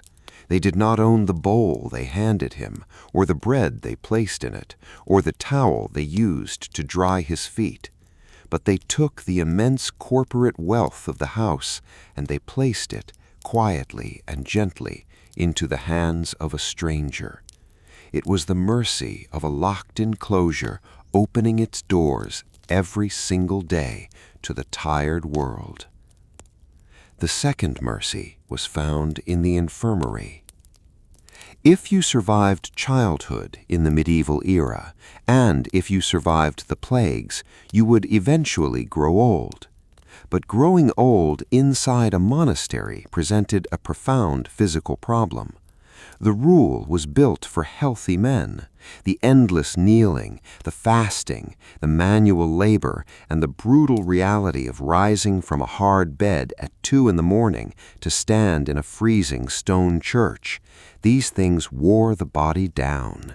The cartilage in the knees vanished, the spine curved, the lungs grew damp. Benedict knew this, and so in chapter 36 he wrote the ultimate relaxation of his own laws. Before all things and above all things, he wrote, care must be taken of the sick. When a monk became too old, or when a winter fever settled into his chest, he was quietly removed from the strict clockwork of the cloister. He was taken to the infirmary hall. The infirmary was a separate building, often located to the east of the main cloister, built specifically for comfort. The severity of the rule evaporated at its door. The beds in the infirmary were softer. The room was heated by a massive stone hearth, the fire kept burning day and night. The sick monks were excused from the night offices. They were allowed to sleep through the dark. And, most shockingly for a community that viewed the eating of meat as a dangerous indulgence of the flesh, the strict dietary laws were suspended. The infirmarian would bring the sick brother a bowl of hot broth, boiled mutton, or roasted chicken. The heavy, restorative protein of four-legged animals was prescribed as medicine, intended to build the weakened body back up. For the aged monk, the jubilate, the brother who had spent 50 years walking down the night stairs in the dark, the infirmary was his final, peaceful home. He was allowed a walking stick. He was allowed to sit by the fire. He was no longer required to labor in the fields or scrub the stones. He had given his entire youth, his entire strength to the work of God. Now, the community he had served turned its hands to serving him. And when his final hours came, the mercy was absolute. In the secular world, a man might die suddenly in a field, or alone on a road, or in a house devastated by famine with no one to hear his last confession. But in the monastery, death was a communal, highly structured transition. When the infirmarian saw that the old monk was failing, a wooden board was struck in the cloister. The entire community dropped their tools, left their books, and gathered around his bed. They washed him, they anointed him with oil, they held candles in the dim light of the infirmary. And as his breathing slowed, the men he had lived beside for half a century began to sing the ancient prayers, chanting the psalms into his ears, carrying him across the threshold on a wave of familiar voices. Remember that you must die. That is not the punishment, that is the promise. He had rehearsed this moment every single day since he was a child. He was not afraid. The promise was kept gently. He closed his eyes, surrounded by his brothers, warm, tended, and perfectly ready for the light. The third mercy was found in the calefactory and in the voice of the choir. In the depths of a northern European winter, the great stone abbeys were essentially vast, beautiful refrigerators. The thick masonry absorbed the frost and held it. The cloisters were often open to the wind. In the scriptorium, the iron gall ink would sometimes slush and freeze in the inkhorns. The monks' fingers would become stiff, swollen with chilblains, entirely numb to the touch of the parchment.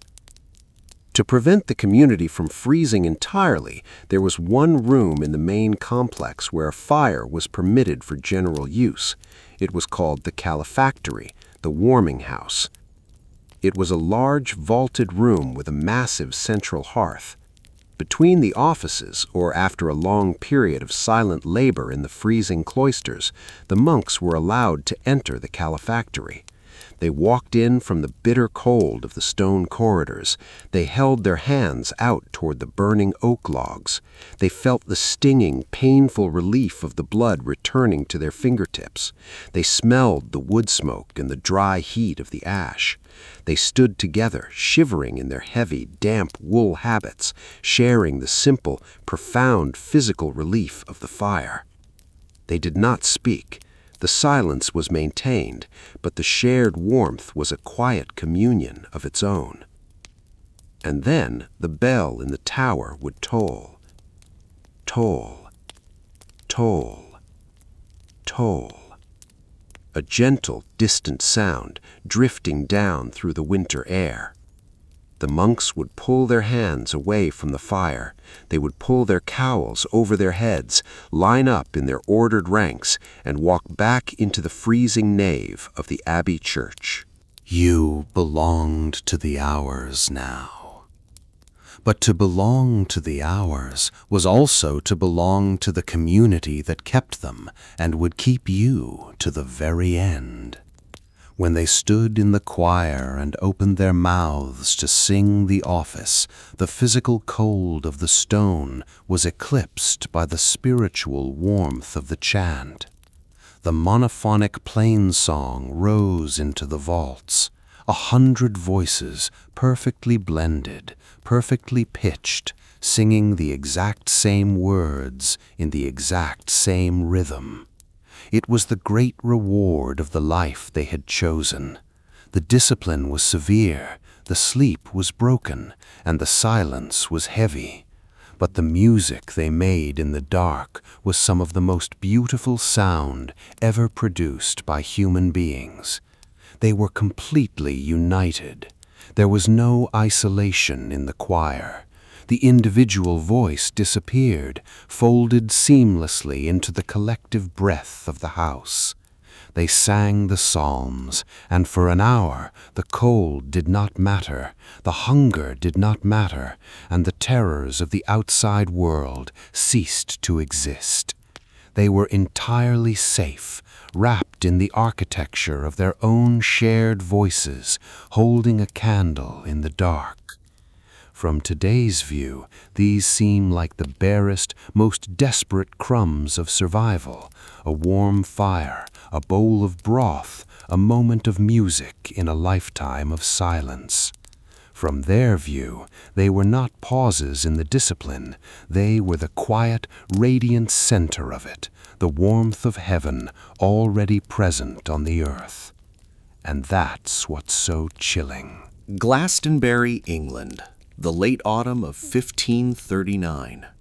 An old man named Richard Whiting, the final abbot of the great Benedictine house of Glastonbury, is dragged on a hurdle to the top of a hill overlooking the abbey he has ruled for 15 years.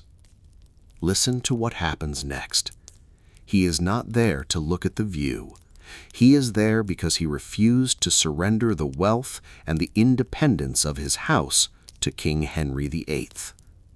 He is hanged on the hill. His body is quartered, and the pieces are displayed in the surrounding towns as a warning. And then the king's commissioners walk down the hill.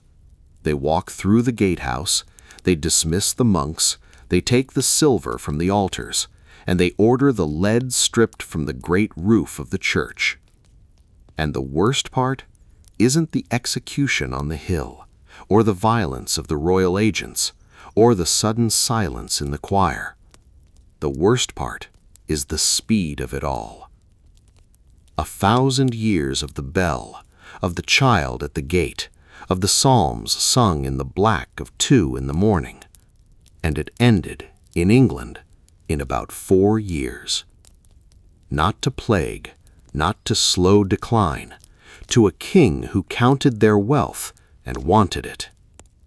The monks walked out through the gate that had only ever opened outward for the dead, and this time they were the ones still living.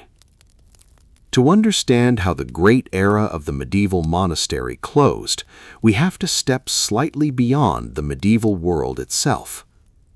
The monastic ideal had been fraying for a long time. The fierce, absolute devotion that drove Bernard of Clairvaux into the swamps of Burgundy had slowly cooled into comfortable bureaucracy. The wealth the monasteries had accumulated made them targets for secular lords and reformist critics who saw not a holy paradox, but simple worldly greed. In mainland Europe, the monastic tradition would survive, adapting and reforming through the centuries. But in England, the end was decisive, total, and unimaginably fast.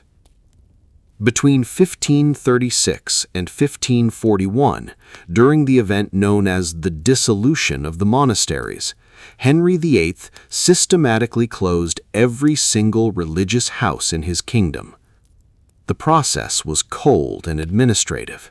The king's commissioners rode out across the country. They audited the account rolls we saw the cellars keeping. They noted the value of the granges, the mills, and the massive flocks of Cistercian sheep. They took the gold and silver chalices. They melted down the heavy bronze bells that had kept the hours for centuries. The monks were largely given small pensions. They took off the heavy wool habits. They walked out of the cloisters, squinting into the secular world they had sworn they would never see again. They became parish priests, or they faded into absolute obscurity. The vast monastic estates were sold off to ambitious Tudor noblemen, reshaping the entire landscape of English land ownership overnight. And the buildings themselves were left to the weather. The quickest way to destroy a stone building is to take its roof. Lead was incredibly valuable, so the commissioners stripped the roofs of the great churches and melted the lead down into blocks called pigs. Without the roof, the rain drove straight into the nave. The timber rafters rotted and fell. The local villagers arrived with carts and pulled the dressed stone from the walls to build their own cottages, barns, and garden walls. But they could not pull it all down.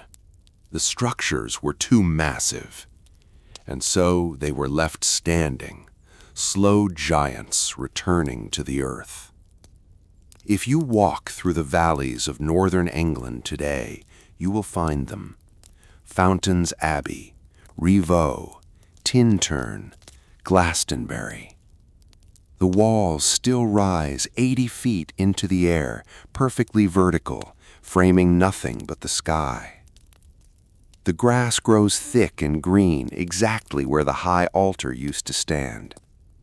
The cloister garth, where the nameless brothers were buried without coffins, is just a quiet square of lawn surrounded by broken arches. You can stand in the empty niche where the water clock once dripped in the dark. The stone remembers what the king pulled down. The monastery, as a dominant political and economic power, died, but the things the monks made survived the men who made them.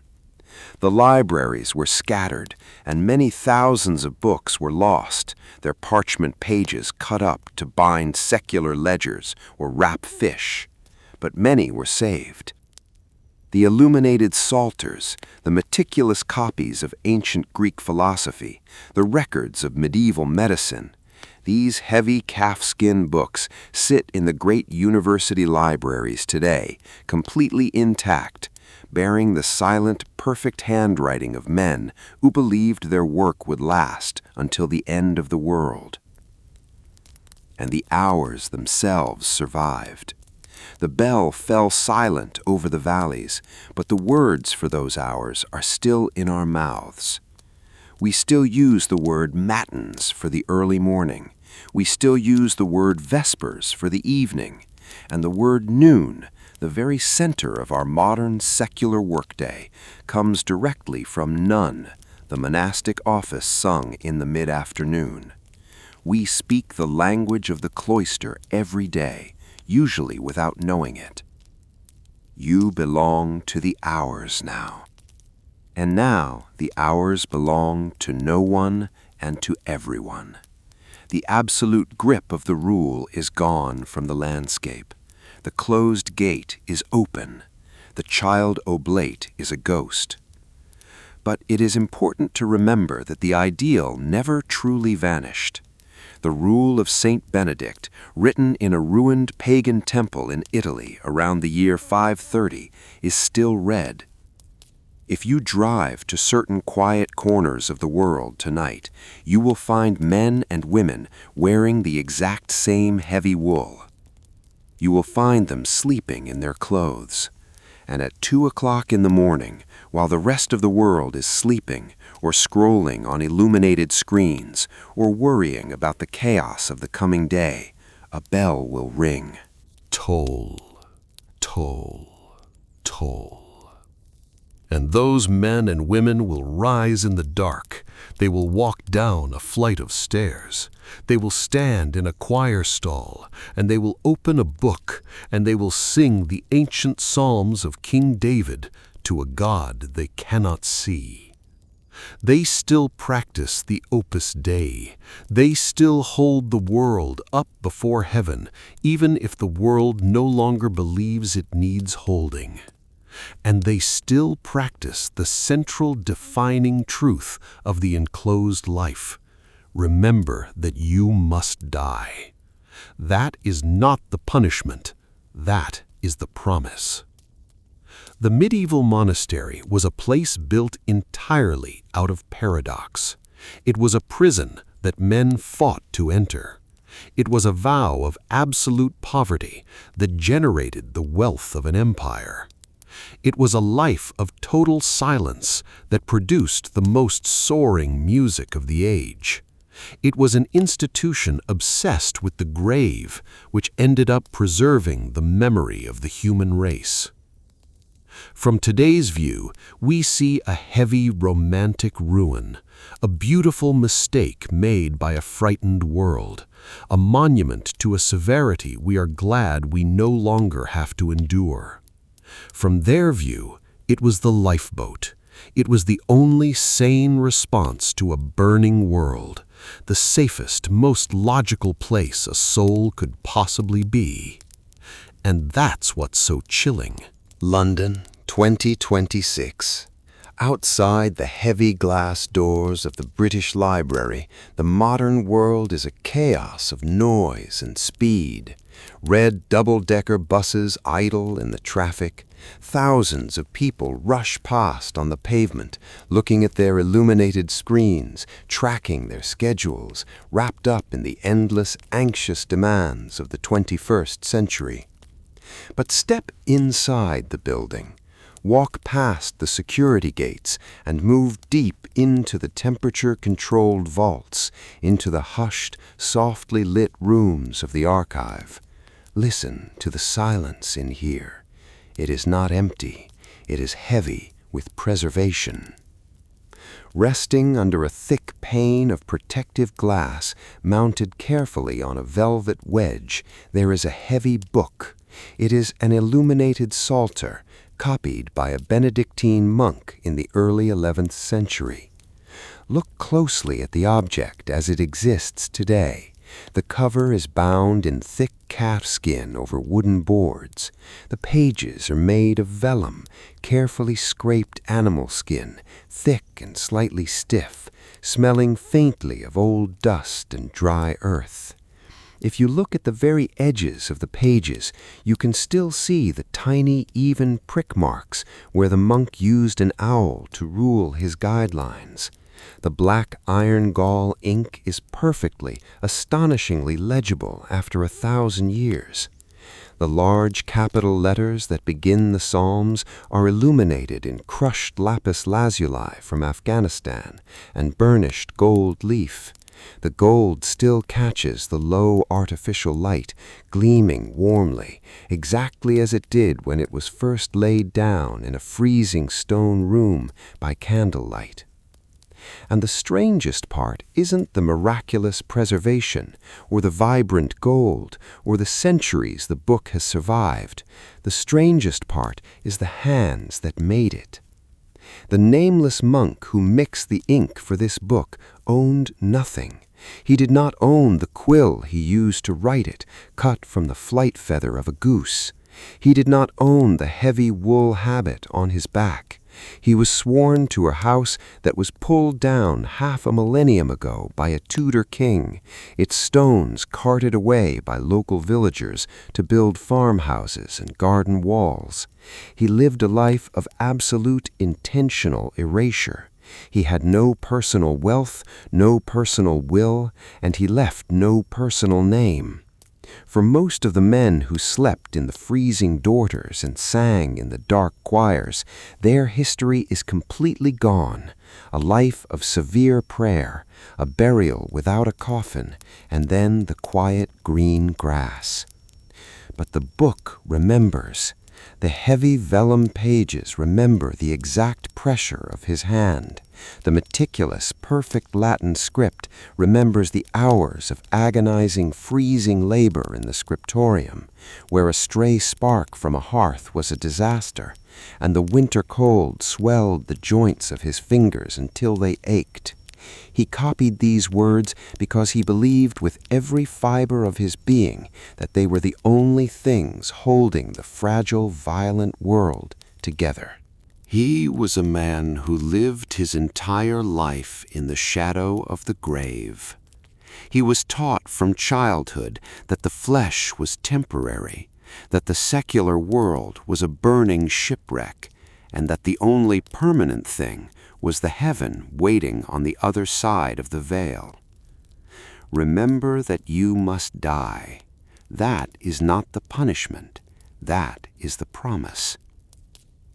The man who kept death daily before his eyes is gone, but the promise he wrote in the margin is still here. The ink outlived the king who dissolved his abbey. The crushed blue stone has outlived the kingdom he belonged to. Today, this book is kept in a reading room where researchers speak only in whispers. They handle the pages with immense, slow care.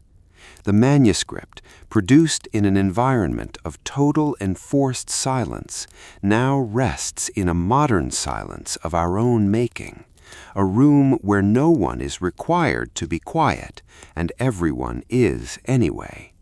The reverence has simply shifted from the high altar to the archive. Miles away, in the deep valleys of Yorkshire, the physical ruins of his world stand open to the sky. At Fountains, at Revals, the massive stone arches frame the passing clouds. The wind moves through the roofless nave where the choir used to chant the night office. The cloisters are just squares of soft grass. The great bronze bells that ordered his life are gone. There is no water clock dripping in the dark. The tolling that woke him in the black of 2 a.m, the heavy sound that vibrated through the stone and commanded his every waking moment, has faded completely from the air. The bell has been silenced. When he walked through the gatehouse as a young man, he surrendered his entire future to that bell. His life was no longer measured in years or seasons or the chaotic whims of a feudal lord. You belong to the hours now. He belonged to the hours, and the hours are over. The abbey is gone. The gate that only opened outward for the dead has, in the end, let them out another way. They escaped into the pages they copied. They escaped into the standing stones that watch the moon. They escaped into the very language we speak, leaving the words for the morning and the evening still resting in our mouths. From today's view, their lives look like a dark, unimaginable confinement, a severe prison we are profoundly grateful to have escaped. From their view, they were building a fortress of light in a dark age and preserving the memory of the world in the quiet margins of their books. And that's the beauty of what remains. The night is over. The long walk through the cloister is done. The stone is quiet, and the books are safely closed. Good night.